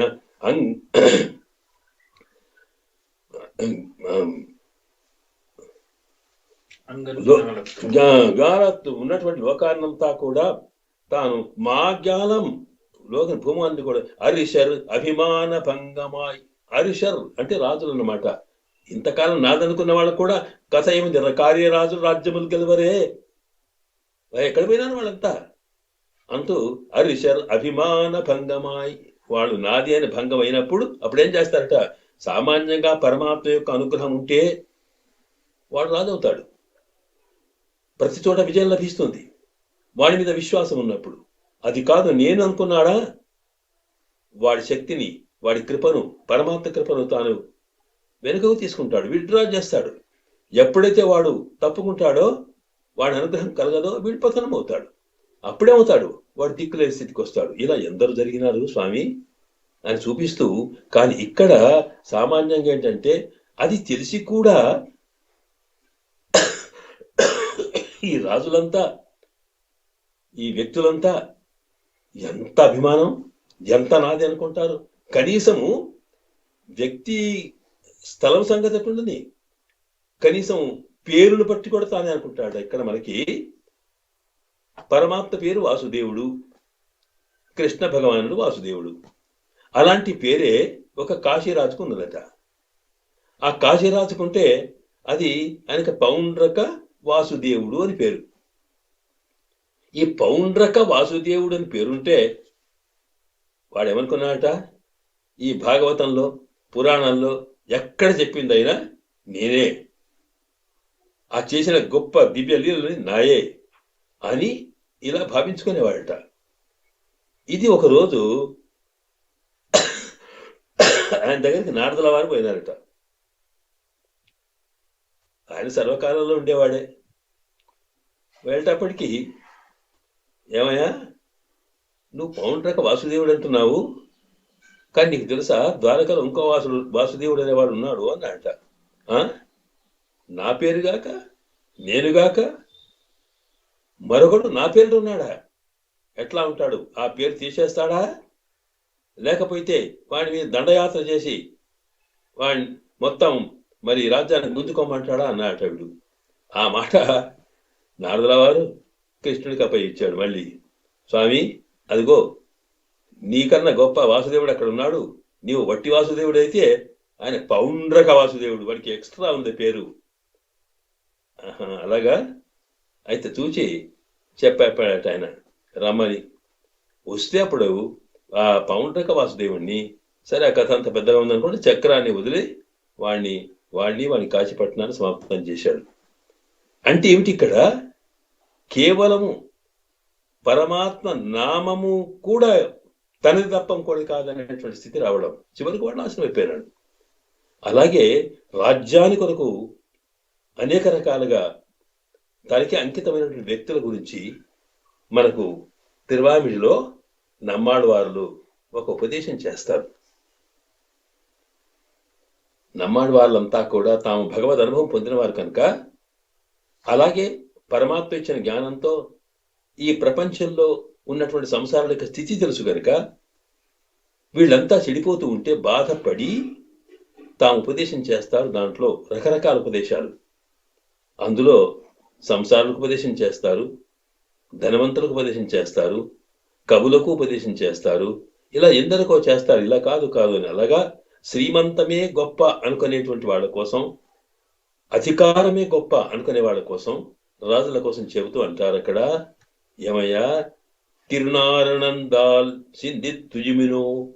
తిరునారణన్, ఆ శ్రీమన్నారాయణుడు ఉన్నాడే, ఆయన యొక్క శ్రీపాదములు నీవు మనసులో పెట్టుకొని బాగుపడవయ్యా, లేకపోతే సర్వనాశం అవుతావు తెలుసా మీకు అని అంటూ అక్కడ చెప్తారు. వరుణాయిగమాయి ఓడవులవుడన అండవరు కరుణాయి కవరుంద కాలరు సిదిగియపానయరు పెరునాడు కాన ఇమ్మెయిలే పిచ్చయిత అంకొలువరు తిరునారణందాళ్ళు సింధిత్తుయిమినో అంటారు అక్కడ. అయ్యో ఏమయ్యా, నీకు తెలుసా ఇంతమంది రాజ్యాలు ఎంతమంది చేశాను? ఇదిగో మీకు తెలుసా, ఒక చక్రవర్తి ఉండేవాడు, వరుణాయిగనాయి. ఆయన ఓ డబ్బులు అంటే ఉన్నంత కాలము వాడికి తృప్తి లేక ఈ రాజ్యం ఆ రాజ్యం అన్ని తనకే అనుకొని తాను రకరకాల రాజ్యాల మీద దండయాత్ర చేసి మొత్తం సంపాదించుకుని మొత్తానికి నేనే గొప్ప అనుకున్నాడు ఆయన. వాడికి తెలియదు పతిం విశ్వస్య అని, సకల లోకాలకు ప్రభు అయిన పరమాత్మ అని అనుకోకుండా నేను ప్రభుని అనుకున్నాడట. అనుకొని ఏం చేశాడు? యుద్ధాలు చేస్తూ పోయాడు, గెలిచిపోయినాడు. పరమాత్మ యొక్క అనుగ్రహం ఉన్నంతకాలం బాగానే వచ్చి, చివరికి ఒకసారి ఏమైపోయిందంటే వాడి కర్మం బాగలేక మరి వేరే శత్రువులు దాడి చేస్తే ఓడిపోయి సకల రాజ్యమంతా పోయిపోయి ఏమి దిక్కులేని స్థితి వచ్చిందట. వరుణాయిగమాయి ఓడగులవుడనాండవరు. చివరికి ఏమైపోయింది? వాడు ఎంత రాజ్యం పోయినా ఏం పోయినా మరి శరీరం ఉంది కనుక దాన్ని పోషించుకోవాలి కదా, తిండి అవసరం కదా, ఆకలి ఉంది, దప్పి ఉంది, వాడు మనిషే కదా. ఎలాగా అనుకుంటేనట అప్పుడు ఏం చేసినాడు? ఇక చివరికి ఏం లేకపోతే భిక్షాటన చేసి చిప్పబట్టుకొని ఇంటింటికి తిరిగి తాను ఏదో కడుపు నింపుకోవాల్సిన స్థితి వచ్చిందట. వస్తే దాన్ని ఏం చేయాలి మరి? ఆ వచ్చినా వాళ్ళు నేను రాజును అనే అహంకారం పోలేదు. ఎక్స్ అని పెట్టుకుంటారే, ఇదివరకు ఉన్నది ఓంగా, ఇంకా దానికి అదొక అధికారం లాగా ఈ రాజుననే అహంకారం పోలేట వీడికి. పోకేమైపోయింది? పదుల్లో ఏమనుకుంటారేమో, ఇంత మహారాజుండి ఇల్లు అయిపోయిందని హేళన అవుతానేమో అనుకోనట. ఆ అభిమానంతో ఏం చేసేవాడట ఆయన? అడుక్కోవడం కూడా పగలు అడుక్కునేవాడు కాదట. పగలు అందరు చూస్తారని రాత్రుల వెళ్ళి చీకట్లో ఏదో ముసుగు వేసుకొని అక్కడ వెళ్ళి అమ్మా అని అడుక్కునేవాడట. అడుక్కుంటే సరే ఏదో వేసేవాళ్ళు, ఎవరు చూస్తారో, ఎవడు అడుగుతున్నాడో వేసిన వాడికి వేసేస్తారు, తినిపోయేవాడు. కానీ ఈ నెల రోజుల్లో చీకటి రోజులు పోయి వెన్నెల రోజులు కూడా వస్తాయి కదా శుక్లపక్షంలో. నిండు పున్నమ, ఆ రోజు మంచి వెన్నెల వచ్చింది. ఇక ఆ రోజు ఆకలి అవుతుంది, అడుక్కోవాలి. బయట వెళ్తే ఆ వెన్నెల్లో నా ముఖం చూస్తే ఓహో రాదంటారని అనుకొని ఏం చేశాడట, చీకటి నల్లగా ఎక్కడ ఉంటుందో అక్కడికి వెళ్ళాలనుకొని ఆ ఇంటి చూరు ఉంటుందే, ఇంటికి అవతలి గోడ కీతలకి నీళ్లు పడకుండా ఉండే చోట కాస్త అడ్డంకుంటే ఆ వెన్నెల పడక అక్కడంతా చీకటి ఉందట. ఆ చీకటిలో గోడ పంటి నడుచుకుంటూ నడుచుకుంటూ పోయినాడంట పట్టుకొని. పోంగా అక్కడ ఒక కుక్క పడుకుంది, అది నల్లది, అది కనిపించాలి. దాంట్లో ఒక్కసారి కాలు పెట్టి దాని మీద కాలు పడ్డది. కాలు పడంగానే వెంబడబడి కరిచింది. అది కరిస్తే అబ్బా అని ఆ మాత్రం ఓ అని మొత్తుకుంటూ ఇతను పడ్డాట. పడేటప్పటికి కింద పడ్డాడు. కాలు గాయమైపోయింది, చిప్ప వలిగిపోయింది. లోకమంతా అయ్యోయ్యో ఎవరో చూసేటప్పటికి అయ్యో పాపం మహారాజే కదా, ఇన్ని రోజులు చేసిండు, ఇప్పుడు ఇట్లా అయిందా అన్నారట. కనుక అంత స్థితి ఉన్నా మన నీ పని అట్లా అవుతుంది. కనుక ఎవరైతే అందువల్ల కరుణాయి కవరుంద కాలరు, కరుణాయి అంటే నల్లటి కుక్క కరిస్తే కాలవాడు పెరునాడు కాన లోకమంతా చూచేట్టుగా తాను ఎంత దాచుకున్నా కాలేదే. ఈ మెయిలే పిచ్చయిద అంకొడువరు, ఈ మెయిలే అంటే ఈ జన్మలోనే వాడు ఉండి ఏ జన్మలోనైతే మహారాజు అయిపోయి తాను గొప్పవాడిని అనుకున్నాడో అలాంటి వాడికి పరమాత్మ కృప లేకపోవడం వల్ల వాడు చివరికి ఇదే జన్మలో వాడు బిచ్చమెత్తుకొని చివరికి 10 మందిలో అవమాన పాల్గాల్సి వచ్చింది పరిస్థితి. కనుక మీరు నమ్ముకొని రాజ్యాలు ఈ అధికారాలు పలికిరావయ్యా. వాడి అనుగ్రహం ఉంటే అన్ని వస్తాయి, కాకపోతే ఏది లేదు. కనుక తిరునారాయణందాలు సింధెత్తు ఇమినో, తిరునారాయణ్ అంటే శ్రీమన్నారాయణ యొక్క శ్రీపాదములనే మీరు మనసులో చింతించి వాడిని పట్టుకొని నువ్వు జీవించండి. ఏమిటి వీటి కోసం తప్పిస్తారని మనకు నమ్మాళ్ళ వారు తిరువాయించనే దివ్య ప్రబంధంలో ఒక ఉపదేశం చేస్తారు ధనికులకి. సరే, అదంతా ఇంకా బాగా వివరాలు ఉన్నాయనుకోండి. కనుక ఇక్కడ అంటే ఏమిటి, మహారాజులమని గర్వించే వాళ్ళకు కూడా ఒకసారి అభిమానం నేను నాది అని అయినప్పుడు ఏం చేస్తారు వాళ్ళు, అక్కడి నుంచి చక్కగా మళ్ళీ నీ దగ్గరికి వస్తారు స్వామి అంటున్నారు అనమాట. అంటే లోకంలో మన అనుభవం ఉంది కదా, మనకు నడిచినంత కాలం పరమాత్మ యొక్క కృప కలిగినంత కాలం సరే బాగుంది అనుకొని నా అంతటి వాళ్ళు లేడనుకుంటాం.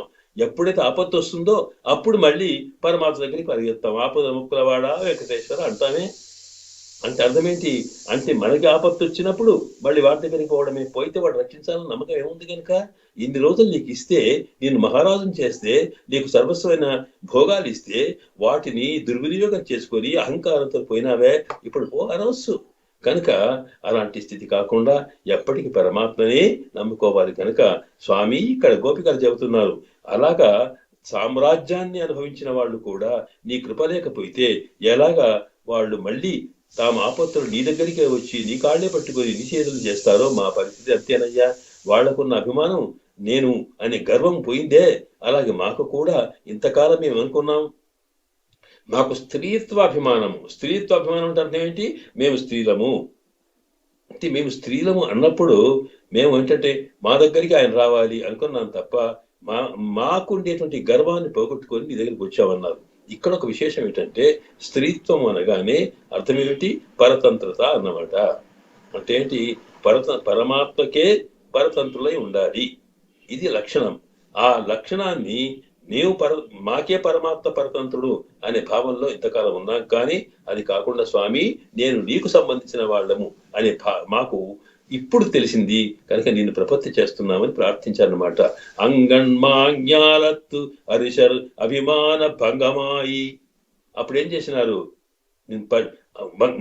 నీ తర్వాత పళ్ళెక్కటిల్కీజే శంగమిరుప్పారు పోల్. ఆయన యొక్క సింహాసనం కిందికి చేరుకోనట అందరు గుంపులుగా ఒక్కడు కాదు ఇద్దరు కాదు, ఇలా వచ్చిన వాళ్ళు ఎందరో ఉన్నారు. వాళ్ళందరినీ పొమ్మన్నా పోరట, ఎందుకంటే మళ్ళా పోయితే అవుతుంది అనుకోని. అలా ఎట్లా వచ్చి నిన్నే విడవకుండా పట్టుకున్నారు స్వామి. మాకు కూడా మేము మాది అభిమానం పోయింది ఇప్పుడు, కనుక పోయి నిన్ను ప్రపత్తి చేశాము, అందువల్ల నీవు నా కృప చేయము అనేటప్పటికీ అప్పుడు కృష్ణుని యొక్క అనుగ్రహం కలిగిందట. ఆ తర్వాత ఒక్కసారి తాను కటాక్షించపోయినాడు, అంటే తాను మేలుకొని వీళ్ళని అనుగ్రహించపోయినాడట. పోయేటప్పుడు అప్పుడు అంటున్నారు వాళ్ళు, అయ్యయ్యో స్వామి ఒక్కసారి మేలుకోక, మేము వచ్చింది దేనికో తెలుసా, ఇప్పటిదాకా వాళ్ళు వచ్చింది ఏంటి దేనికోసం అంటే వాళ్ళు అక్కడ నాయకనాయనిండ నందగోపుడే అంటప్పుడు కూడా అప్పుడు ఏంటంటే ఆయన అడుగుతాడు అక్కడ ఉన్నటువంటి ఆ తోరణవాసాలు కాపానే అన్నప్పుడు ఆ ద్వారం దగ్గర ఉన్నటువంటి ఆ స్వామి నాడే, ఏమిటి మీరు ఎక్కడికి వెళ్తున్నారు? ఏమిటంటే, ఏమి లేదండి తుయ్యలజపాడువాన్, ఆయన పడుకున్నప్పుడు ఒకసారి చూడాలి. ఆ నిద్ర లేస్తుంటే నిద్రలోంచి లేచినప్పుడు ఎట్లా ఉంటాడో ఆ సౌందర్యం చూడాలని వచ్చావండి. అది ఒక ఆనందమేనట. అంటే అర్థం ఏమిటి? సామాన్యంగా వ్యక్తులకు, మనుషులకు అన్ని రకాల ఆనందం ఉంటుంది, సౌందర్యం ఉంటుంది. కానీ నిద్రలో ఆ సౌందర్యం ఉండడం చాలా కష్టం, ఒక్క పరమాత్మకు తప్పనట. ఈ పరమాత్మ భువనైక సుందరమూర్తి. ఆయనలో సౌందర్యమే రాసి ఉన్నట్టుగా తేజసాం రాశిం ఊర్జితం అని శాస్త్రం చెబుతోంది. ఆయన సకల తేజస్సులకు, సకల అందాలకి మూల రాశిట. ఆ అందాలని చూడడమే మనకు కావలసింది. ఆయన దివ్యమంగళ విగ్రహంలో, ఆయన నడకలో, ఆయన ఉనికిలో ఉండేటువంటి అందం ఏమిటో చూడడం కూడా ఆనంద అనుభవమే. కనుక సత్యం, శివం, సుందరం అనేది పరమాత్మతత్వం చెప్పినప్పుడు సత్యస్వరూపుడు, మంగళ స్వరూపుడే కాకుండా సౌందర్య స్వరూపుడు. ఆ సౌందర్యం అనుభవించడమే వీళ్ళకి కావలసింది. కనుక ఈ సౌందర్య అనుభవంలో అంటే ఆండాళ్ తల్లే కాదు, మన ఆళ్వార్లంతా కూడా పరమాత్మ యొక్క దివ్యతత్వ లీలను వర్ణించినప్పటికీ కూడా వాళ్ళు దేన్ని అనుభవించాలనుకుంటారంటే స్వామి యొక్క సౌకుమార్యము,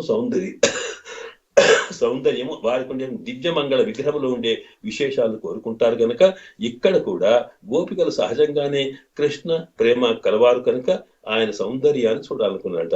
ఈ సౌందర్యం అనేది చాలా మంది చూసి ఉంటారు, సేవించారు. కానీ ఎవరైనా సరే చివరికి పడక సౌందర్యం దాకా సేవించుకున్నారు. పడక సౌందర్యాన్ని మనకు రామావతారంలో విశ్వామిత్రుల వారు ఒకసారి రామచంద్రుడు పడుకుంటే వారిని లేపబోయేటప్పటికీ ఆయనకు సౌందర్యాన్ని చూచి కౌసల్య సుప్రజ రామ అన్నారే.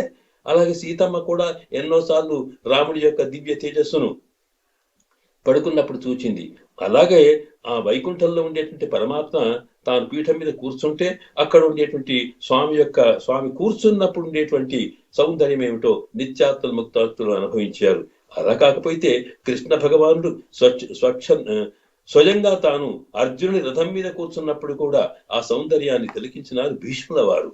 ఇలాగా కూర్చున్నప్పుడు, నిలుచున్నప్పుడు, నడిచినప్పుడు కలిగే ఆనందం శ్రీరామచంద్రుడు నడుస్తూ ఉంటే అక్కడ రామే ప్రమాదం ఆకర్షీహి అని సుమిత్రమ్మ లక్ష్మణుడు చెప్తుంది. ఆయన నడకలో సౌందర్యం బాగా ఉంటుంది కనుక ఆయన ముందు నడుస్తూ ఉంటే, లక్ష్మణ నువ్వు వెనుకకు పోతూ ఉంటే ఆ వెనుక పోయినప్పుడు ఒకసారి ఆయన నడకలోని సౌందర్యంలో ముగ్ధుడైపోతే చివరికి ఆయనకి ఏమైనా ప్రమాదం జరిగిందనుకో, ఏ కాలికి ముళ్ళు గుచ్చుతుందో లేదా ఎక్కడైనా దెబ్బ తాకుతుందో ఆ వాటి మీద దృష్టి లేకుండా పోతుంది కనుక ప్రమాదం ఆకర్షీహి, ఆ సౌందర్యానికి ఒక్కసారి ముగ్ధుడు కాకుండా జాగ్రత్తగా ఉంటూ చెప్పింది. అంటే రాముడి నడకల సౌందర్యము, అలాగే కృష్ణుడిలో ఉండే సౌందర్యాన్ని మనం మరొక భాషలో నడకలో ఉండే సౌందర్యం ఏమిటో చూపిస్తాం తర్వాత.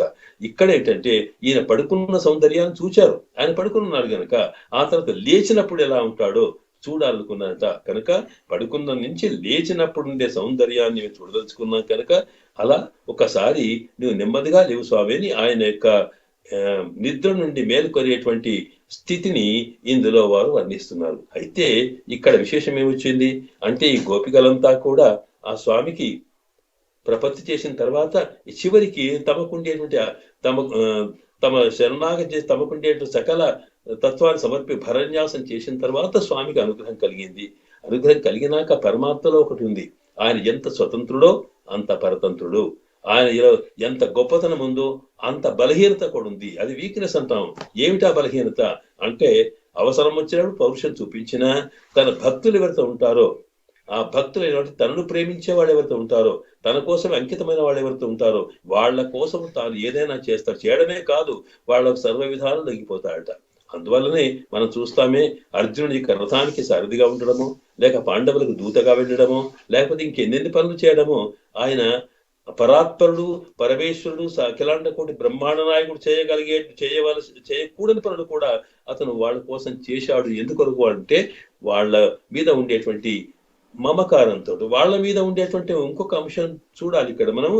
వాళ్ళ మీద అంటే పాండవుల మీద ఉండేటువంటి ప్రేమకు ముఖ్య కారణం ఏ అర్జునుడు శరణాగతి చేశాడనో, లేక ధర్మరాజు అడిగాడనో, లేకపోతే భీముడు వచ్చి స్వామి నీవు తప్ప మరొకటి అన్నాడని కాదు. వాళ్ళు ఎవరు చేసినట్టుగా ఎక్కడ కనిపించదు.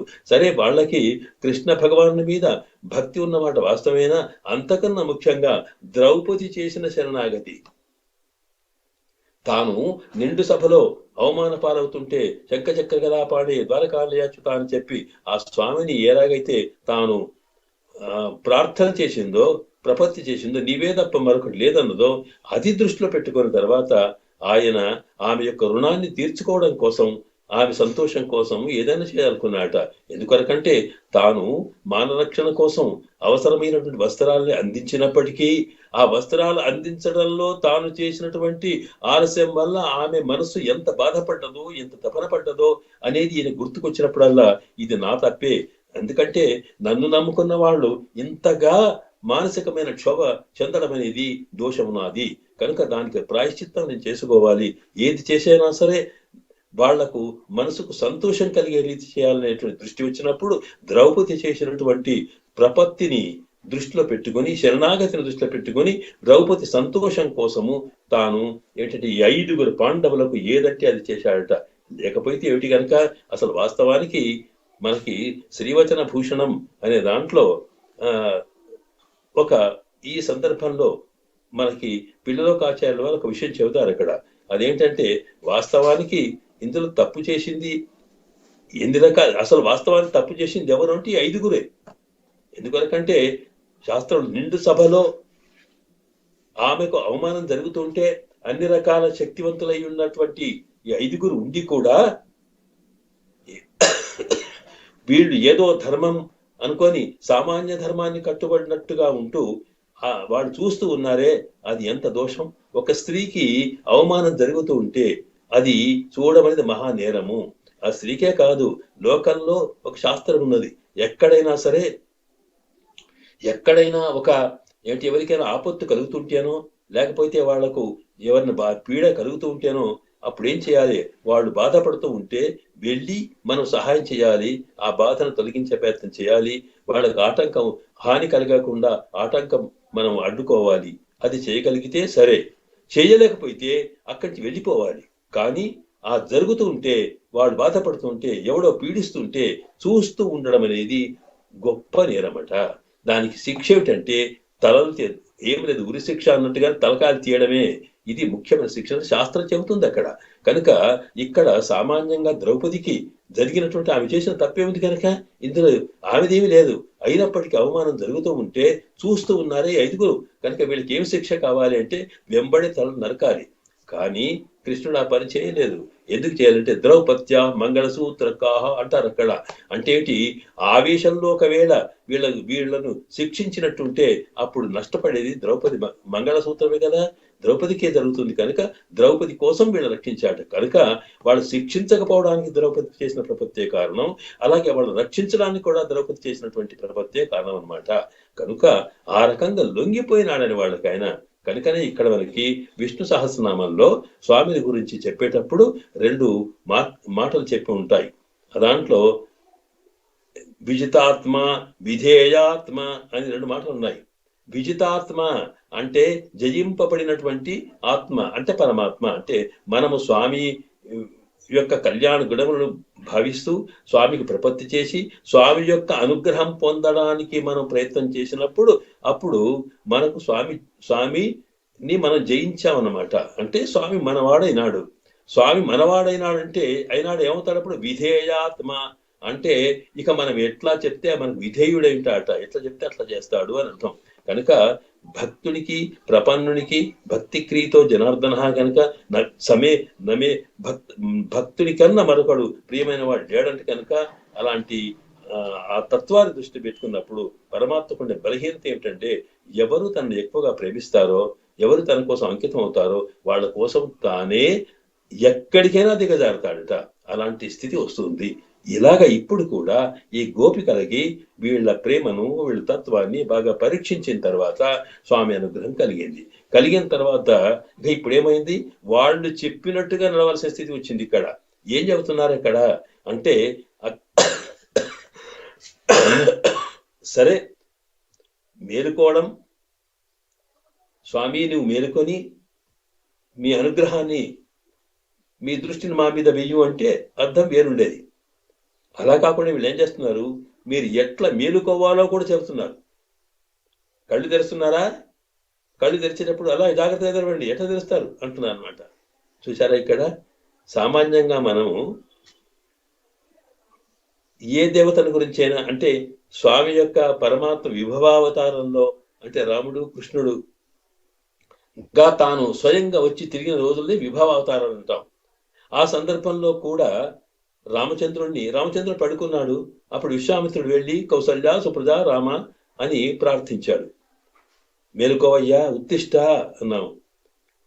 అలాగే మనం ఇప్పుడు అర్చాస్వరూపంలో ఉన్న పెరుమాళ కూడా వెంకటేశ్వర స్వామి కానీ ఇంకే స్వామి అయినప్పుడు కూడా సుప్రభాతాలు చదువుతున్నాం మనం. ఉత్తిష్ట గోవింద ఉత్తిష్ట గణధ్వజ అని ఇలాగా స్వామి తవ సుప్రభాతం అంటున్నామే. ఈ సుప్రభాతం అని మేలుకొమ్మని పిలుస్తున్నాం నిజమే. ఎక్కడైనా అక్కడ గాని ఇక్కడ గాని ఆ విశ్వామిత్రులు సేవించిన కాలంలో కానీ లేదా సాక్షాత్తుగా అర్చామూర్తిగా విగ్రహ రూపంలో ఉన్న స్వామిని మనం మేలుకోమని ప్రార్థించిన సుప్రభాతాల్లో కానీ ఎక్కడైనా నువ్వు మేలుకోవన్నామే కానీ నువ్వు ఎట్లా మేలుకోవాలి, ఎలా లేవాలి, ఎటు కదలాలి, నీవు కనులు ఎప్పుడు తెరవాలి, ఎంత తెరవకూడదు, ఇవన్నీ చెప్పామా? మరి ఇక్కడ కొత్తగా కనిపిస్తూ ఉంది అంటే అర్థం ఏంటన్నమాట, వీళ్ళకు కావలసిన ఫలం ఏమిటి? మిగతా చోట సుప్రభాతాలు పాడినామంటే ఆ ప్రభాతాల్లో ఏదో మనం ఫలితం కోరుతూ ఉన్నాం, అది భగవద్ అనుగ్రహం కోసం కోరుతాం. కానీ ఇక్కడ వీళ్ళకేమిటి? వీళ్ళకి కావలసింది కృష్ణుడి యొక్క సౌందర్య దర్శన. ఆ సౌందర్యం కూడా అన్ని చోట్ల చూచారు కానీ ఆయన మేలుకుంటున్నప్పుడు కలిగేటువంటి ఆ కనులు తెరుస్తుంటే ఎంత అందంగా ఉంటాడో అది వీళ్లకు కావలసింది, అది మాత్రమే కావలసింది. అందుకొరకు స్వామి మేము వచ్చింది ఈ కోసం అదే కదా అనుకుంటూ ఒకేసారి అలా తెలవకు అంటూ అక్కడ ఏమన్నారంటే చిన్మేల్ చిరుది, అక్కడ ఏమన్నారంటే చెంగన్ చిరుదే, నెమ్మదిగా తెరవాలి స్వామి అన్నట. ఏమిటి ఎట్లా తెరవాలి? నెమ్మదిగా అంటే సరే జాగ్రత్తగా దాంట్లో చెప్పారు. ఎట్లా అంటే కింకిణి వాయిచేద తామరైపు పోలే, తామరైపు పోలేనప్పుడు స్వామి యొక్క తిరునేత్రాలు తామర పుష్పాల్లాగా ఉన్నాయని చెబుతారే. ఆయనకి పుండరీకాక్ష అనే పేరు కదా. ప్రధానంగా స్వామికి కమలముల వంటి నేత్రములు కలవాడని ఎక్కడ చెప్పినా అదే పేరుంది. తడంగన్ అన్నారా ఆడవార్లు, విశాలమైనటువంటి ఏమిటి తామర లాంటి కన్నులు కలవాడని. అలాగే కమలపత్రాక్షుడని, పుండరీకాక్షుడని ఎన్ని చెప్పినా స్వామి యొక్క తిరునేత్రములను ఎప్పుడు కూడా కమలాలతో పోల్చడమే కనిపిస్తుంది మనకి. కనుక ఇక్కడ ఏమన్నారు అంటే తామరై పూలే అన్నారు. అవును స్వామి నీ యొక్క కమలాలు తామర పువ్వులే, కానీ ఆ పువ్వు ఎట్లా వికసిస్తుందో మనం చూడలేదు. చూసారా? తామర పువ్వులను చూస్తాము, అవి మొగ్గలుగా ఉన్నప్పుడు చూడొచ్చు, కానీ పుష్పాలు అయిన తర్వాత కూడా వాటిని మనము చూస్తాం. కానీ అది ప్రకృతిలో తాను కాలాన్ని అనుసరించి ఎట్లా ఒక్కొక్క రెక్కను విప్పుకుంటుందో అది మనం ఎన్నడూ చూడవే. అది ఆ సౌందర్యం వేరనట. కనుక ఇక్కడ స్వామి ఎలా విప్పుకోవాలో తెలుసా? నువ్వు కన్ను యొక్క రెప్పలు విప్పేటప్పుడు ఎలా ఉండాలి అంటే తామరై పూలే, ఆ తామర పుష్పము తాను కమలం పుష్పం అయితే ఉందో ఒక్కొక్క రేపను విప్పుతుంటే ఎట్లా అందంగా కనిపిస్తుందో అలాగా కనిపించారట. మీకు కమలం అనగానే మళ్ళీ ఒకసారి మేము విజ్ఞప్తి చేస్తున్నాం. సామాన్యంగా కమలము అంటే మనం ఏదో కనిపించేటువంటి సామాన్యమైన పుష్పం కాదు. సహస్రపత్రం కమలం. కమలం దేన్నంటామంటే దేంట్లో అయితే 1000 రేకులు ఉంటాయో 1000 రేకులు కలిగిన పుష్పానికే కమలం అని పేరు. 100 రేకులుంటే కుశేషయం అంటాం. శతపత్రం కుశేషయం. 100 రేకులే ఉంటే 100 కన్నా తక్కువ రేకులు ఉన్నాయనుకోండి అది సామాన్యమైన అదో గడ్డి పువ్వులాగా చెప్పుకోవాల్సిందే తప్ప కమలం అంటే 1000 రేకులు కలిగి కావాలి. అందువల్ల ఇక్కడ స్వామి యొక్క పుండరీకాక్షత్వం అన్నప్పుడు తామర కనుడు అన్నప్పుడు ఎట్లా ఉంటుందంటే అది 1000 రేకులు విప్పుకున్నట్టుగా ఉండాలట. ఎందుకనకంటే సహస్రాక్ష సహస్రపాత్ అని స్వామి యొక్క కనుడు 1000, స్వామి యొక్క తిరునామములు 1000, సహస్ర నామములు, సహస్ర పాదములు, సహస్ర శీర్షములు, సహస్ర శీర్ష పురుష, సహస్రాక్ష సహస్రపాత్ అని చెప్పారే. అలాగా అన్ని వేలు ఉన్నట్టుగాని ఆ స్వామి యొక్క తిరునేత్రముల్లో ఉండేటువంటి ఆ రెప్పలు అవి కూడా ఎట్లా ఉంటాయంటే 1000 రేకులు కలిగినటువంటి కమలాల్లాగా ఉండాడు కనుక పుండరీకాక్షుడు అని పేరు ఆయనకి. కనుక ఆ స్వామి ఒక్కొక్క రేకు విప్పుతుంటే ఎంత అందంగా ఉంటుందో అది కనిపించాలట. ఎట్లా ఉంటుందో కూడా చెబుతున్నారు. ఇదిగో నువ్వు చూచావో లేదో కానీ మేం చూచామయ్యా, కమలము మొగ్గగా ఉందే, ఆ మొగ్గగా ఉన్నప్పుడు అదేమవుతుందంటే మెల్ల కొద్దిగానే పగులు వస్తుంది. అది ఎట్లా వస్తుందంటే ఆ కమలము లోపల మీకు తెలుసో రాత్రి ఏమవుతుందంటే అది పగలంతా కూడా కమలం విప్పుకున్నప్పుడు అందులో ఉండే తేనెలు తాగడం కోసం నల్లని తుమ్మెదలు దాంట్లో వారుతాయి. ఆ తుమ్మెద వాలి ఏం చేస్తుందట, అది ఆ తేనెలు తాగుతూ తాగుతూ తాగుతూ ఉంటే అది మధురం వచ్చినాకు తాగి తాగి అందులోనే పడుకుంటుందట అది. అందుకనికే మనకి ఇంతకు ముందు మన ఆండాతలు చెప్పిందే దాంట్లో కణ్పడుప్ప అని ఆ వర్షం ఎట్లా పడుతుంది అనేటప్పుడు నీళ్లలో తామరలు పూస్తే దాంట్లో తుమ్మెదలు ఉంటే అవి అండోనే పడుకునేట్టుగా ఉంటాయన్నామే. అట్లాగే పగలంతా పడుకుంటాయట. ఆ పడుకునేటప్పటికీ సూర్యుని యొక్క అస్తమయం జరిగింది. రాత్రి సందర్భం వచ్చేటప్పుడు ఆ కమలం మూసుకుంటే అది అందులోనే ఉంటుందట. అందులోనే ఉన్న తర్వాత మళ్ళీ సూర్యకిరణాలు పడుతున్నాయి అనుకోండి, సూర్యకిరణాలు పడుతుంటే నెమ్మదిగా విప్పుతుంది. నెమ్మదిగా విప్పుతుంటే అర్థం ఏమిటి, ఇక్కడ మనం మళ్ళీ ఒకటి గుర్తుంచుకోవాలి. ఇక్కడ ఇది సహస్రపత్రం కమలం అన్నామే, 1000 పత్రాల కమలం అన్నప్పుడు ఒక్కొక్క రేకు ఒక్కొక్క సూర్యుని యొక్క కిరణం పడ్డప్పుడల్లా విప్పుకుంటుందట. ఎందుకంటే సూర్యుడికి సహస్ర కిరణుడు అని పేరు, సూర్యునికి 1000 కిరణములు కలవాడు అని పేరు. ఇక్కడ కమలము 1000 రేకులు కలది. ఒక్కొక్క కిరణం యొక్క వెలుతురు దాని యొక్క వేడి తగులుతుంటే ఒక్కొక్క రేఖ విప్పుకుంటుందట.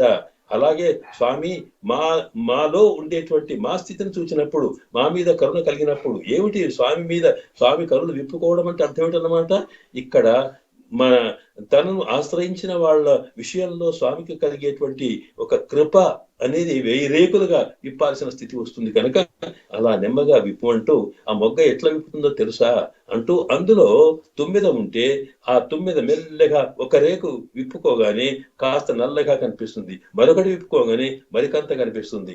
ఇట్లాగే ఇది ఎట్లా కనిపిస్తుందో తెలుసా అంటే మరొక ఉదాహరణ ఇచ్చినారు. స్వామి నువ్వు ఎప్పుడు కూడా కాళ్లకు గజ్జలు కట్టుకొని నువ్వు నృత్యం చేసేవాడివి కదా, లేదా నీ నడుముకు గజ్జలు కట్టుకొని గల్లు మంది ఎగిరేవాడివి కదా, మరి అలాంటి స్థితిలో ఆ గజ్జలు ఎట్లా ఉంటాయి అంటే, ఒక గజ్జె అది ఇనుపదైనప్పటికీ కూడా దాంట్లో ఏంటంటే పగులు ఒకటి ఉంటుంది, లోపట గల్లు చప్పుడు రావడానికి లోపల ఒక గోళం లాంటిది ఉంటుంది. అది ఏమవుతుందంటే సన్నగా పగుల్లోంచి చూస్తే అది మొత్తం గుండ్రగా ఉన్నా అది కొంత భాగమే కనిపిస్తుంది కదా. అలాగే ఇదిగో నీ కన్నులు కమలపు మొగ్గల్లాగా ముందుండి అందులో ఉండేటువంటి నల్లని పాపలు తుమ్మెదల్లాగా ఉండి వాటిని ఇట్లా విప్పిన కొద్దిగా కనిపించాలి అని చెప్పి, అది ఎలా కావాలంటే కనుక కింకిణి వాయి చేయిద, కింకిణి అంటే చప్పుడు చేసేటువంటి గజ్జలు అనమాట.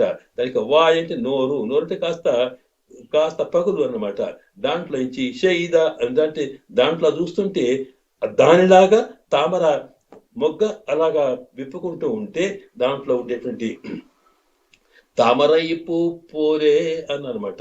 ఇక్కడ స్వామి యొక్క కనులకి తామర పువ్వు లాంటి మెత్తదన మృదుత్వం ఉండాలని, అలాగా విప్పుకోవడం మాత్రం గజ్జలాగా ఉండాలని తప్ప గజ్జలాగా కఠినంగా ఉండేదని అర్థం కాదనమాట. ఇందులో పోలిక చేసేటప్పుడు ఒక్కొక్కటి చూపిస్తున్నారు. కనుక ఇక్కడ కింకిణి వాయిచేద తామరైపు పోరే శంగణ్ చిరుచిరుదే ఏ మేలు విషయావు. స్వామి యొక్క శంకణ్ అంటే ఎర్రని కన్నులట. కన్నులలో ఎరుపుదనం ఏమిటి అంటే, స్వామి ఎప్పుడు కూడా వాత్సల్యపూర్ణుడు. ఎరుపు అనేది ప్రేమకు లక్షణం. ఎరుపు అనేది కోపానికి, ఎరుపు అనేది ప్రేమకు, 2 లక్షణాలే. బాగా కోపం కలిగినప్పుడు కళ్ళు ఎర్రబడతాయి. ప్రేమతో కూడా అనురాగము నిండినటువంటి కళ్ళల్లో కూడా అది ఎరుపు వస్తుందట. కనుక ఇక్కడేంటి, ఈ తేనెలు నిండినటువంటి తామర కనుక అందులో చల్లదనమే ఉండాలి తప్ప కనుక వేడి ఉండడానికి వీల్లేదే. కనుక చల్లదనం కలిగిన స్థితిని ప్రేమతో కూడుకున్నటువంటి ఎరుపు అన్నమాట. కనుక శంకణ్ అనే ఎర్రని కన్నులు అన్నారు. ఏంటే చిరుదే అంటే తామరలు ఎర్రగా ఉన్నట్టే, అలాగే నీ కన్నుల్లో ఎరుపుదనం ఉంటే ఆ 1000 రేకులు విప్పుకున్నట్టుగా నీకుండేటువంటి రెప్పల్లో నెమ్మదిగా విప్పుకుంటుంటే అది చిరుదే మెల్లగా ఎమ్మేల్ విషయావు. మా మీద కృప చేయి స్వామి, మా మీద కురిపించు, నెమ్మదిగా నీ దృష్టి పడుతూ ఉండాలి అని ఎట్లా ఉండాలంటూ ఇక్కడ తింగళం ఆదిత్యను యజుందా పోల్ అంగడి 2 ఎంగళ మేల్ నొక్కుదియే. తింగళం ఆదిత్యనం. తింగళంటే చంద్రుడు, ఆదిత్యన్ అంటే సూర్యుడు. చంద్రుడు సూర్యుడు తింగళం ఆదిత్యనం యజుందాపోర్ అంటే వాడు ఉదయిస్తున్నప్పుడు అన్నమాట. ఆ ఉదయించే స్థితి ఎట్లా ఉంటుంది అంటే సూర్యుడు వాస్తవానికి బాగా వేడి కిరణాలు కలవాడే అయినప్పటికీ కూడా సూర్యుడు ఉదయిస్తున్న సందర్భంలో ఎర్రగా ఉంటాడు. ఎర్రగా ఉండడం కాకుండా ఆ వేడిలో ఆ సూర్య కిరణాల్లో వెచ్చదనము చల్లదనము రెండు కలిసి ఉంటాయి కనుక అరుణోదయ కాలం అన్నమాట. దాన్ని ఆదిత్యనం వెచ్చేటప్పుడు. అలాగే ఇక్కడ ఎందుకు చెప్పిన అలాగే చంద్రుడు కూడా తాను ఉదయిస్తున్నప్పుడు ఆ స్థితిలోనే ఉంటాడు కనుక ఇద్దరు ఉదయించే సందర్భంలో ఉన్నట్టుగానే నీ కళ్ళు కనిపించాలి. కారణం ఏమిటంటే శంకణ్ అంటే నీ కనులు ఎర్రవి కనుక ఆ ఎరుపుదనం అనేది ఎలా ఉండాలి? చంద్రుడు ఉదయిస్తున్నప్పుడు ఎరుపులాగా, సూర్యుడు ఉదయిస్తున్నప్పుడు ఎరుపులాగా. అలా కాదు, రెండు ఉదయిస్తున్నట్టుగానే కనిపించాలట. అవి రెండు ఒకసారి ఇట్లా ఉదయిస్తాయి. దీన్ని అభూతపూర్వ ఉపం అంటే ఇది ఎన్నడూ కుదరదే. సూర్యుడు ఉన్నప్పుడు చంద్రుడు ఉండడు, చంద్రుడు ఉన్నప్పుడు సూర్యుడు ఉండకపోవచ్చు. కానీ ఇక్కడ అలాంటి స్థితి లేదు, ఉండకపోవచ్చు వేరు మాట. నువ్వు అఘటిత ఘటనా సమర్థుడు కదా, సర్వశక్తివంతుడు కదా, పరమాత్మ ఏదైనా చేయగలుగుతాడు. అందువల్ల నీవు అలా చూపించాలి. ఎందుకు చూపించాలంటే సూర్య చంద్రుడు ఎవరో కాదు కదా స్వామి, నీకుండేటువంటి ఆ సూర్య చంద్రుడు రెండు అతనిక కనులట. చంద్రమా మనసో జాత చక్షో సూర్యో జాయత అని లోపట కన్ను అనేటప్పటికీ మనకు కన్నులు రెండు ఉంటాయి. రెండు కన్నులు అంటే కేవలం పైకి కనిపించే రెండు కన్నులు కాదు, రెండు కన్నులు కలిపి ఒకటే చూపు. అలాగే లోపట ఉన్నది దాన్ని ఏమంటాం అంతరేంద్రియము, దీన్ని అంతఃకరణం అంటామే. మనసు ఒక చూపు, మనసు ద్వారా కళ్ళు మూసుకున్నా మనసు ద్వారా ఎన్నో చూడగలుగుతాం మనం. కనుక చూపు కలిగేదానికి నేత్రం అని పేరు. లోపటి చూపు, బయట చూపు, ఈ రెండు రకాలన్నమాట. కనుక పరమాత్మకి మనసులో నుంచి చంద్రుడు వచ్చాడంటే చల్లని మనసు, భోగ్యమైనటువంటి అమృత స్వరూపమైన మనసు గలవాడు పరమాత్మ. అట్లాగే బయట సూర్యుడు అన్నప్పుడు అద్భుతమైనటువంటి దివ్య తేజస్సు గలవాడు పరమాత్మ. కనుక సూర్యుడు చంద్రుడు ఇద్దరు కూడా సూర్య చంద్రౌజ నేత్రే అని మనకి విష్ణు సహస్రనామ పారాయణ చేసే ముందుండేటువంటి స్వామి యొక్క ప్రార్థనలో కూడా కనిపిస్తుంది. కనుక రెండు కన్నులు అన్నప్పుడు ఇదిగో నీ మనసు, నీకుండేటువంటి చల్లని చూపు, ఈ రెండు కూడా మా మీద ప్రసరింపచేయు. రెండు ఉదయిస్తున్నట్టుగా అన్నట్టు లోకంలో చంద్రుడు సూర్యుడు ఒకసారి ఉదయించినా ఉదయించకపోయినా ఇక్కడ మాత్రము నీ యొక్క సంకల్పము, ఆ తర్వాత మా మీద కటాక్షము, ఈ రెండు కూడా కలిసేట్టుగా చూడమని. అలాగా సూర్యుడు వేడిగా ఉంటాడు, చంద్రుడేమో చల్లగా ఉంటాడు. ఈ రెండు కలిపినప్పుడు వెచ్చదనం ఎలా ఉంటుందో అలాగా మా హృదయానికి వెచ్చదనం కలిగేట్టుగా నీ దృష్టి పడాలి స్వామి అని ప్రార్థిస్తున్నాను అనమాట ఇక్కడ. అంతేకాదు సూర్యుడు అనగానే మాలో ఒక ఉత్సాహం, సూర్యుడు చీకట్లు పోగొడతాడు కనుక నీ దృష్టి వల్ల మాలో ఉండే అజ్ఞానం పోవాలి, జ్ఞానం పెరగాలి. అలాగే చంద్రుడిలో భోగ్యత ఉంటుంది, అంటే అమృతత్వం ఉంటుంది. కనుక అజ్ఞానం పోయిన తర్వాత నీ యొక్క భగవద్ అనుభవాన్ని అనుభవించే భోగ్యత మాకు రావాలి అని అంటూ ఈ రెండు కూడా మనకు ఒకసారి కావాలి ఉద్దేశంతో శంకన్ చిరుదే ఎమ్మేల్ విజయావో తింగళం ఆదిత్యనం మెడుందా పోల్ అంగ నిరండుం కొండు. రెండు కనులు అన్నారు. వాస్తవానికి పరమాత్మ యొక్క కనులో తోటి వాటి అందాన్ని పోల్చగలిగేటువంటి పరిస్థితి లోకంలో లేదు. పోల్చేటప్పుడు లోకంలో ఎట్లా ఉంటుందంటే మనకు తెలిసిన వస్తువు ఒకటి ఉంటుంది, తెలియని ఒకటి ఉంటుంది. సుప్రసిద్ధమైన దానితో సామాన్యంగా తెలియని దాన్ని పోల్చాలి. పెద్దదాన్ని తోటి సామాన్యమైన దాన్ని మనం పోల్చాలి. ఉపమా అలంకారంలో అట్లా ఉంటుంది. కానీ ఇక్కడేమిటి, పరమాత్మను కమలంతో పోలిస్తే వాణి సృష్టిలో ఉన్న కమలము లాంటిదేనా పరమాత్మ కన్ను? అలా కాదే. మరి ఎందుకు అలా పోల్చి చెబుతాము అంటే అర్థం ఏంటి? మనకు అర్థం కావాలి కదా. మనకి పరమాత్మ త్రినేత్రాలు ఎట్లా ఉంటాయో తెలియదు, ఆ సౌందర్యం ఎట్లా ఉంటుందో మనం సాక్షాత్కరించలేదు. కానీ మనకు భావనలోకి రావాలన్నా మనకు తెలిసినటువంటి ఏదో ఒక వస్తువుని చెప్పి దాన్ని చూపడం అంటే అంతే ఉంటుందని అర్థం కాదు. అలా ఉండడానికి అవకాశం ఉంది. ఒక కమలాన్ని చూసినప్పుడు మనకి ఎంతటి ఒక సౌందర్యం ఎలా అనిపిస్తుందో అలాగా అంతకన్నా గొప్ప సౌందర్యం ఉంటుంది అని చెప్పాలి. అది చెప్పడానికి కూడా అంతకన్నా గొప్పగా మరి ఉంటుందని తెలవడం కోసం ఇంకా పోల్చేదేమిటి? కనుక మనకు సామాన్యంగా విప్పుకోవడంలో పోల్చడం చూపించాం. కానీ స్వామి యొక్క తిరునేత్రాలతో కమలానికి పోలికేమిటి అంటూ అంగణ్ అన్నాడు. ఆ ఆ స్వామికి తిరునేత్రాలు నేత్రములే. రామరావణయోరి యుద్ధం రామరావణయోరు అన్నట్టుగా రామరావణ యుద్ధం ఎట్లా ఉందంటే అట్లాగే ఉందంతే. చంద్రుడు ఎట్లా ఉంటాడు, చంద్రుడిలాగానే. సూర్యుడు ఎట్లా ఉంటాడు, సూర్యుడిలాగానే. అటువంటిది మరొకటి ఉంటే కదా చెప్పడానికి ఏముంది. కనుక అట్లాగా స్వామి యొక్క సౌందర్యాన్ని కలిగించేటువంటి ఏవైతే ఉన్నాయో వారికి తిరునేత్రములు అంకణ్ అంటే అద్భుతమైన కళ్ళు అని చెబుతూ ఇరండం కొండు రెండు ఒకసారి చేస్తూ ఎంగళి మేల్చామి మా మీద వేస్తే నీ కటాక్షంతో మాకున్నటువంటి పాపాలు పోతాయన్నాం. పాపములంటే పరమాత్మను పొందకుండా ఉండేటువంటి స్థితి అన్నమాట. ఎంతకాలమైందో నీకు దూరమై స్వామి ఏమేమో ఆటంకాలు వచ్చాయే, నీ కృప వల్ల నీ కటాక్షం ప్రసరిస్తే మళ్ళీ మేము నీలో చేర్చుకునేటువంటి స్థితి, బ్రహ్మానందం అనుభవించే స్థితి మాకు కలుగుతుంది అని ప్రార్థించారు. అక్కడ అంటే అర్థమేంటి, ఇక్కడ సామాన్యంగా ఇక్కడ ఏంటంటే స్వామి యొక్క కటాక్షం వల్ల మాకుండేటువంటి పాపాలు పోతాయన్నాం. ఆ పరమాత్మను పొందకుండా ఉండే పాపాలు ఏమిటి అంటే, ఒకటి ఇక్కడ మహారాజుల యొక్క రాజ్యం పోయిందని అభిమానం అనేది ఉందే, ఈ అభిమానం రాజ్యమే కాదు, ఆ రాజ్యంలో మన శరీరం కూడా ఒక రాజ్యమేనట. దీంట్లో నవద్వార పురే దేహి అది భగవద్గీత చెప్తుంది. ఇది ఒక పురం, పట్టణం కనుక ఉపనిషత్తుల్లో కూడా చెబుతుంది. ఇది ఈ పురము, దీంట్లో పుండరీకం అనేది లోపల ఉంది అని దహర విద్యలు చెబుతుంది చాందోగ్య ఉపనిషత్తు. కనుక శరీరమును ఒక పట్టణమని, ఆ పట్టణం ఇది ఒక సామ్రాజ్యము, ఈ సామ్రాజ్యాన్ని ఏలేవాడు లోపల ఉన్న ఆత్మ అని, ఈ ఆత్మ అహంకారంతో దేహమునే నేను, శరీరం నేనంటే నా దేహము, నేనే దేహం అనుకొని అనే భావన ఉంటే దానివల్ల ఏమైందంటే అది అభిమానం అన్నాం. శరీరం మీద అభిమానము, వస్తువుల మీద అభిమానము. అభిమానం ఉన్నప్పుడు ఏమైంది, నేనే అనుకోకుండా నేను స్వతంత్రుడు అనే భావన రావడం.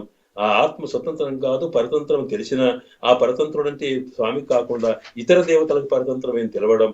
అలాగా అంతే నాకు రక్షకుడు నేనే అనుకోవడం.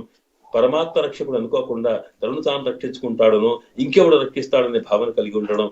ఇలాగా పరమాత్మ సేవ తప్ప మరొకటి పనికిరాదనుకోకుండా ఆ పరమాత్మ సేవను కూడా స్వార్థం కోసం చేయడం. భగవంతుని పూజలు చేసినా, ధ్యానం చేసినా, తపస్సు చేసినా ఇవన్నీ కూడా ఏదో స్వార్థ ఫలాన్ని కోరి చేరడం. ఇవన్నీ కూడా పాపాలే, పరమాత్మ అనుగ్రహం రాకుండా జరిగే ఆటంకాలు. కనుక స్వామి నువ్వు నెమ్మదిగా నెమ్మదిగా నీ యొక్క కృపా దృష్టి నా మీద పడడం అంటే అర్థం ఏమిటి, ఒకేసారి ఇవి పోవు కనుక ఒక్కొక్కటి పోగొట్టు. ముందు మాకు దేహం మీద ఉండే భ్రాంతిని పోగొట్టు, ఒకసారి కన్ను తెరిచి చిన్నగా విప్పి, అలాగే మాలో ఉండే స్వతంత్రత పోగొట్టు, మరికొంత విప్పు. అలాగే మాలో ఉండేటువంటి ఏమిటి స్వరక్షణను విప్పు, మళ్ళీ కాస్త కన్ను తెరిచి మేము ఇతర బంధువులంతా మా వాళ్ళు అనుకుంటున్నాము, నీవే గొప్ప బంధువు అనేదాకా మా కటాక్షం కలిగించు, మరింత వెలుగు అనుకుంటే ఇలాగా నెమ్మదిగా నెమ్మదిగా మాలో ఉండే అజ్ఞానాన్ని దశల వారీగా తీసేయు. లేకపోతే ఏమో తెలుసా, ఒకసారి పరమాత్మ యొక్క కటాక్షం వస్తే మన హృదయం ఎలాంటి బలహీనమైందంటే సామాన్యంగా సంతోషం కలిగినా తట్టుకోలేదు, దుఃఖం ఎక్కువైనా తట్టుకోలేదు. కనుక స్వామి నెమ్మదిగా నెమ్మదిగా మాలో నీవు తొలగించే ప్రయత్నం చేస్తూ మమ్మల్ని నీవాడిగా స్వీకరించుకో అని అంటూ అక్కడ కృష్ణ భగవాను యొక్క అనుగ్రహాన్ని ప్రార్థిస్తూనే ఆయన యొక్క పడక మేలుకొని సౌందర్యాన్ని అనుభవిస్తూ ఆ సౌందర్యం వెనుక స్వామి యొక్క కటాక్షం ఎప్పుడైతే పడుతుందో అప్పుడే అది నెమ్మదిగా నెమ్మదిగా పడుతూ ఉంటే నెమ్మదిగా నెమ్మదిగా అంటే జీవితంలో మనం పైకి అభివృద్ధి రావడానికి కూడా స్వామి యొక్క కృప నెమ్మదిగా నెమ్మదిగా జరుగుతుంది. ఏ రంగంలో ఉన్నా సరే అది నువ్వు మెల్లగా మెల్లగా పైకి తీసుకొస్తాడు. అలాగే ఏ రకమైనటువంటి సహాయమైనా అది నెమ్మదిగా చేస్తాడు తప్ప పూర్తిగా ఒకేసారి చేయడాయినా. ఎందుకనకంటే సాత్విక అని మన ఆళ్వార్లు చెప్తారు. అంటే మెల్లమెల్లగా అంటే అర్థం ఏంటనమాట, భగవద్ అనుభవం అనేది అంటే సాధారణంగా ఒక తల్లి తన పిల్లకి ఆకలి తీర్చడం కోసం రోగంతో ఉన్న దానికి ఒకసారి రోగం పోయిందనుకోండి ఆరోగ్యం వస్తుంది, వచ్చిన వల్ల ఆకలి బాగా పడుతుంది. పుట్టినంత మాత్రాన ఒకేసారి అన్నం పెడితే మళ్ళీ అది రోగం తిరగబడే అవకాశం ఉంది. కనుక అప్పుడు ఏం చేస్తారంటే నెమ్మదిగా కొద్దిగా పెట్టి అడిగినాక మళ్ళీ కొద్ది పెట్టి మళ్ళీ అడిగినాక ఎట్లా చేస్తారో అలాగే ఇంతకాలం సంసార సాగరంలో ఉండి ఈ రోగంలో పడి ఉన్నటువంటి ఈ వ్యక్తులకి నెమ్మదిగా నెమ్మదిగా భగవత్ కృప వల్ల వాడిలో పరమాత్మ దగ్గర చేరుకునే అవకాశం రావడం కోసం పరమాత్మ దృష్టి అలా పడుతుంది అని చెప్పడం కోసమే స్వామి నెమ్మదిగా నీవు మేలుకొమ్మని చెప్పి ప్రార్థించారు. దీంట్లో ఇలాగా ఇప్పటిదాకా కృష్ణ భగవానికి దూరమైన వీళ్ళు కృష్ణునికి దగ్గర కావడం, కృష్ణుని యొక్క అనుగ్రహము పడినప్పుడు తాను స్వతంత్రుడిగా ఉన్న పరమాత్మ ఈనాడు భక్త పరాధీనుడవడం, వాళ్ళు చెప్పినట్టుగా నడవడం, తాను పడుకున్నా తాను మేలుకున్నా ఏది చేసినప్పటికీ కూడా భక్తుల సంతోషమే తన సంతోషం కనుక ఆ రకంగా ఉంటాడని చెప్పారు. కనుక ఇక్కడి నుంచి ఇక అమ్మ మనకు చెప్పింది ఏమిటి, ఎంతగా పరమాత్మ అనుగ్రహం రావడం కోసం మనం ఎంత తప్పించాలో ఎట్లా ప్రయత్నించాలో చెప్పి పరమాత్మ అనుగ్రహం వచ్చిన తర్వాత ఆ సర్వేశ్వరుడు మనం ఎట్లా చెబితే ఎలా నడుస్తాడో అదంతా కూడా ఈనాటి నుంచి ఇక రేపటి పాసరాల్లో మనం చూపిస్తాడు అనమాట. భక్త పరాధీనుడై పరతంత్రుడై ఆశ్రిత పరతంత్రుడైనటువంటి సర్వేశ్వరుడు యొక్క తత్వాన్ని మనకు రేపటి పాసరం నుంచి మనకు ఉపదేశిస్తుంది ఆండాళ్ తల్లి. ఆండాళ్ దివ్య తిరువడిகளே శరణం. ఓం తత్సత్. அங்கன்மாஞாலத்து அங்கன்மாஞாலத்து அரிஷர் அரசர் அபிமான பங்கமாய் அபிமானபங்கமாய் வந்து நின் பள்ளிக்கட்டில் கீழே வந்து நின் பள்ளிக்கட்டில் கீழே செங்கமிருப்பார் போல் செங்கமிருப்பார் போல் வந்து தலை பெய்தோம் வந்து தலை பெய்தோம் கிங்கிணிவாயிச் செய்த கிங்கினிவாயிச் செய்த தாமரை பூ போலே தாமரை பூ போலே செங்கண் செங்கண் திருச்சிறுதே சிறுச்சிறுதே எம்மேல் எம்மேல் விஜயாவோ இழியாவோ எங்களும் அங்களும் ஆதித்யனும் ஆதித்யனும் எழுந்தாப்போல் எழுந்தாற்போல் அங்கண் இரண்டும் கொண்டு அங்கனிரண்டும் கொண்டு எங்களுமேல் எங்கள் மேல் நோக்குதியேல் நோக்குதியேல் எங்களுமேல் எங்கள் శాపమిషందు శాపమెజుందు எலோரெம்பாவாயி எலோரெம்பாவாய் கண்மாஞாலத்தரிசரு அபிமான பங்கமாய் வந்து நின் பள்ளிக்கட்டில் கீழே செங்கமிருப்பார் போல் வந்து தலை பெய்தோம் கிங்கிணிவாயிச் செய்த தாமரை பூ போலே செங்கண் சிறுச்சிறுதே எம்மேல் விஜயாவோ திங்களும் ஆதித்யனும் எழுந்தா போல் அங்கண் இரண்டும் கொண்டு எங்கள் மேல் நோக்குதியேல் எங்கள் மேல் சாபமிழந்து ஏலோரெம்பாய். ஆண்டாள் திவ்ய திருவள்ளேஸ்வரன் சமஸ்த பரிவார சிவிதே நாராயணாய நமः. ஓம் தத்சத். ஜெய శ్రీమన్నారాయణ.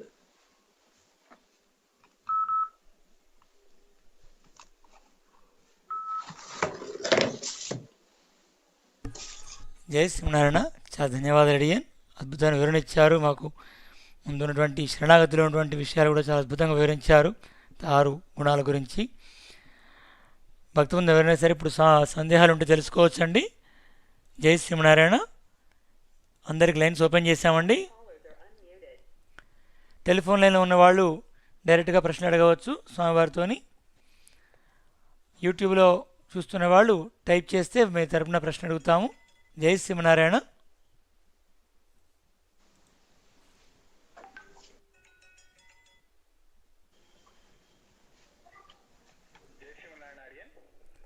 చెప్పండి. ఉన్నారా లైన్లో? ఉన్నారు చెప్పండి. చిన్నని అయితే మన ఇప్పుడు అమ్మవారు తిరుపతి రాసిన తర్వాత కూడా మళ్ళీ వేరే పాఠశాలలు కూడా రాశారు కదా, వేరే రచనలు కూడా.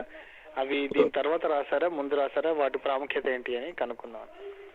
దీని తర్వాతనే మొదలు తిరుప్పావై 30 పాసురాలు, ఆ తర్వాత నాచ్యార్ తిరుముజి అని వాటికి 10 దశకాలు, 14 దశకాలు అంటే 140 పాసురాలు అన్నమాట. అది నాచ్యార్ తిరుముజి అంటే అమ్మవారి యొక్క శ్రీ సూక్తి అన్నమాట. ఇది తిరుప్పావై అనేదేమో శ్రీ వ్రతముని, అలాగే పా అనే శబ్దానికి పాట అని కూడా అర్థం, పా అంటే వ్రతము అని అర్థం. ఈ రెండింటిని శ్రీ వ్రతమని లేక శ్రీదేవి పాడిన పాటలు అనేటువంటి అర్థం 30కి, వాటికి 140 ఉన్నాయి. అయితే దాంట్లో ఏమిటంటే తిరుప్పావైలో తాను స్వామిని ప్రార్థించిన తర్వాత చివరికి చిత్తం సిరిగాలే దాంట్లో చివరికి పాసరము చెప్పేటప్పుడు ఉందన్నోడు ఉత్తమేయావే ఉనక్కే నా మాట శైవం మత్తనం కామంగళ్ మాతృ అని, నీతోటే మాకు 7 జన్మ ఎన్ని జన్మలు ఎత్తినా నీతోనే మాకు సంబంధం ఉండాలి, మాకు వేరే నీ కైంకర్యమే మాకు కావాలి తప్ప మాకు ఇంకోటి అక్కర్లేదు అని చెప్పిన తర్వాత తక్షణమే ఇది ప్రార్థన దాకానే వచ్చింది. తక్షణమే స్వామి యొక్క అనుగ్రహం రాలేదు ఆమెకి. కృష్ణ అంటే రంగనాథుడిని చేర్చుకోవడం చేపట్టి ఆమెను కళ్యాణం చేసుకునే అవకాశం రాలే. ఎప్పటికే కృష్ణ దర్శనం కాలేదు. కృష్ణ అనుగ్రహం రాకపోతే అప్పుడు మరింత తప్పిస్తుందన్నమాట ఆమె. ఆ తప్పించేసి ఆ కృష్ణుని కోసం ఏం చేయాలో తోసని స్థితిలో తాను మళ్ళీ ఒకసారి ఆయన్నే ప్రార్థిస్తూ ఆయన విరహావస్థలో అంటే ఆయనకు దూరం అవడం వల్ల తాను ఎన్ని బాధలు పడుతుందో చెబుతూ మానసికంగా కృష్ణ కృష్ణ కృష్ణ అని తలుస్తూ ఉంటుంది. ఆ కృష్ణతత్వాన్నంతా కూడా అంటే పరమాత్మ యొక్క దర్శనం కోసం కృష్ణుని కోసం తపించినటువంటి తపనంతా కూడా తాను మిగతా పాశురాల్లో అంటే నాట్యార్తిరములో చూపిస్తుంది. చివరికి ఆ భావన ఉండి ఆఖరికి వచ్చినప్పటికీ దాంట్లో ఒకసారి కృష్ణుడు తాను ఎట్టి పెళ్లి కుమారుడిగా వచ్చినట్టు కల వస్తుంది. దాన్నే మనము ఆఖరి లోపల ఏనుగలు వచ్చినారని వారణం ఆయిరం అని అంటామే. ఆ తర్వాత ఆ స్వప్నం తర్వాత మళ్ళీ రంగనాథుణ్ణి తాను చేపట్టినట్టుగా అదంతా కూడా దాంట్లో ఉందన్నమాట. కనుక ఇక్కడ దాని తర్వాతనే తాను 140 పాశురాలను రాసింది. అంటే ఇక్కడ మనమేమో వెంబడే కళ్యాణం చేస్తున్నాం. కళ్యాణం చేయడం అంటే ఏమిటి? అమ్మ పడిన బాధ మన పడకూడదని తక్షణమే 30 పాశురాలు కాగానే అమ్మకు స్వామి యొక్క అనుగ్రహం రావాలి వస్తుందనే ఉద్దేశంతో చెప్పారు తప్ప ఆమె మరింతగా తప్పించడం కాదు, ఆ నాట్యార్తిరముజి కూడా సేవించాల్సిందే.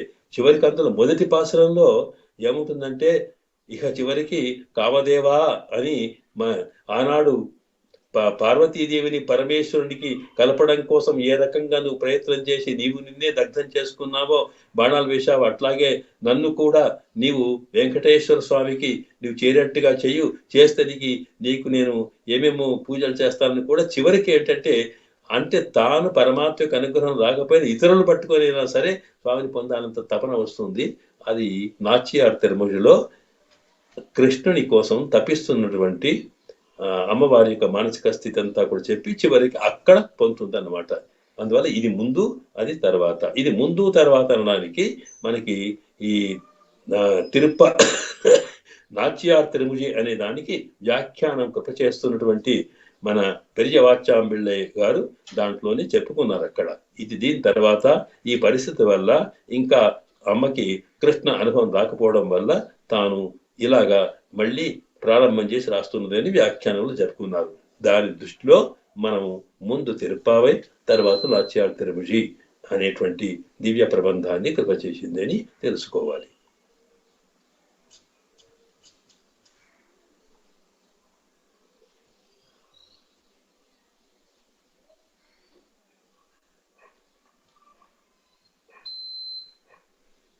మెసేజ్లో పంపించి ఒక ప్రశ్న అడుగుతున్నారు అడిగినది ఇక్కడ ఏంటంటే స్వామివారిని గోదామ్మవారు కలిసి మేలు కలుపుతున్నటువంటి ఈ పాశురముల వలన మనకు అమ్మవారు చెప్పే సందేశం ఏంటి ఒక చిన్న మాట లోపల చెప్తారా అని అడుగుతున్నారన్నమాట. ఏ పాశురం వల్ల అంటే ఇప్పుడు ఈ మొత్తం ఈ వరుస క్రమంలో జరుగుతున్న తిరుప్పావై లోపల అమ్మవారు ఆ సన్నిధికి వెళ్ళి పరిమాణం లేపుతున్నారు కదా, అంటే గోదాదేవి వెళ్ళి పరిమాణం లేపుతున్నటువంటి ఆ సన్నివేశం నుంచి మనకు అమ్మవారు ఏం సందేశం ఇవ్వాలనుకుంటున్నారు? ఏముంది పరమాత్మ అంటే ఇక్కడ మనకు తిరుప్పావైని మేము మొదటి రోజే చెప్పాము. ఇక్కడ మనం ఉంటున్నది కలియుగంలో. ఇక్కడ విభవ అవతారాలు లేవు. విభవ అవతారములు అంటే సాక్షాత్తుగా పరమాత్మనే స్వయంగా వచ్చి తన లీలలు చూపించినటువంటి రామావతారము కృష్ణావతారం వాళ్ళ కాలంలో ఉన్న అవతారాలకి విభవం అంటే ఆ స్వామి యొక్క వైభవాన్ని స్వయంగా స్వామి చూపించినటువంటి అవతారాలకు విభవ అవతారాలు ఉన్నాము. అలా కాకుండా ఇక్కడ మనం స్వామిని మన అర్చారూపంలో మనం పూజలు చేయడానికి పెట్టుకున్నాం. అక్కడ స్వామిని ఏం చేసిన కనుక ఇక్కడ అర్చారూపంలో ఉన్న పరమాత్మలో కూడా ఆ వైకుంఠంలోనో లేక మిగతా రూపంలో ఉన్న పరమాత్మలో ఎన్ని కళ్యాణ గుణములు ఎన్ని శక్తులు ఉన్నాయో అన్ని ఈ విగ్రహంలో కూడా ఉంటాయి. కనుక అక్కడికి మనం వెళ్ళి స్వామిని ప్రార్థించి పొందాలి. అలా అంటే ఈ విగ్రహంలో పరమాత్మ ఉన్నాడా లేడా అనే భావన లేకుండా మనం దూరం కాకుండా ఉండడం కోసం అమ్మవారు విగ్రహంలో ఉన్న పరమాత్మ తత్వాన్ని ఎట్లాగా మనం మేలుకొల్పాలంటే అందులో ఉండే చైతన్యాన్ని మనం ఎట్లా దర్శించగలుగుతాము, ఏ పద్ధతిలో వెళితే సామాన్యంగా మన కళ్ళ ముందు ఉన్న విగ్రహంలో కూడా పరమాత్మ తత్వం మనకు సాక్షాత్కరిస్తుంది అని తాను చేసి చూపించిందన్నమాట.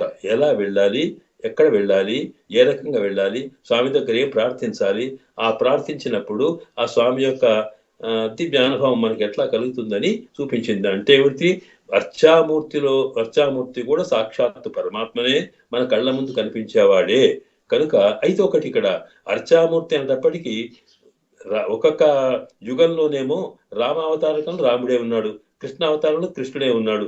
కానీ ఈ లోకం అన్ని అవతారాల తర్వాత వచ్చింది కనుక ఎవరికి ఏ రకమైన రూపంలో స్వామి సాక్షాత్కరించాలనుకున్నా ఈ విగ్రహ రూపంలో ఆ విగ్రహంలో పెట్టుకొని మనం మానసికంగా స్వామికి దగ్గరగా వెళ్ళి స్వామితో ఐక్యమయ్యేటువంటి అంటే మానసిక ఐక్యత చెందగలిగే అవకాశం ఉన్నది. ఉంటే ఆయనకు అనుగ్రహం వల్ల వస్తుంది అని చూపడం కోసం తను ఆచరించి చూపించింది అనమాట. దీని మెసేజ్ మనకు కావాల్సింది ఏమిటి అంటే, మన కళ్ళ ముందు ఉన్నటువంటి మనం ఇంటిలో పూజ చేసుకునే విగ్రహంలో కానీ ఆలయంలో పూజ చేసుకునే విగ్రహంలో కానీ మనం పరమాత్మ తత్వాన్ని వాడి యొక్క కృపను మనం పొందడానికి అందులో చైతన్యాన్ని సాక్షాత్కరించుకోవడానికి ఈ రకంగా వెళ్తే మనం పొందగలుగుతాము. అందువల్ల మీరు పరమాత్మ ఎక్కడున్నాడు అనుకోకుండా మీ ముందు కళ్ళ ముందున్న స్వామిలోనే దివ్య తత్వాన్ని దర్శించి అనుగ్రహం పొందే ప్రయత్నం చేయండి. ఎట్లా చేయాలో ఇది తిరుప్పావై వ్రతం చెబుతుంది. ఇలా చేయండి, చేస్తే తప్పకుండా అంటే ఏమిటి, మీకు రిజల్ట్ రావడానికి ఇట్స్ ఎ మెథడ్. ఈ ప్రొసీజర్లో మీరు వెళ్తే ఆ రకంగా మీరు మెంటలీ అన్ని రకాలు కూడా మీరు అంకితమై ఉంటే తప్పకుండా ఈ విగ్రహంలోనే మీకు భగవతత్వం సాక్షాత్కరిస్తుంది అన్నమాట. అక్కడ రంగనాథుని కళ్యాణం చేసుకున్నదంటే అర్థం ఏంటన్నమాట, రంగనాథుడు చేరిపోయిందంటే మీ ఆత్మ పరమాత్మతో ఐక్యమయ్యే అవకాశం ఉంది కనుక ఉన్న చోటనే భగవద్ దర్శనం కలుగుతుంది అనేది ఆ పద్ధతిని చెప్పడమే ఈమె చేసిన మెసేజ్, ఇంకేం లేదు. కనుక మన కళ్ళ ముందున్న విగ్రహంలో పరమాత్మ ఉన్నాడని విశ్వసించి దానికే ప్రపత్తి చేసి దానికి ఆచరణ ద్వారా మనం పరమాత్మ అనుగ్రహాన్ని పొందవచ్చు. సాక్షాత్కారం కూడా భగవంతుడు మనకి మానసికంగా కలిగజేస్తాడు అనేది ఇక్కడ ఉదాహరణలు కూడా చాలా ఉన్నాయి. మనకి ఈ లోకంలో కూడా అలా పొందిన వాళ్ళు ఉన్నారు.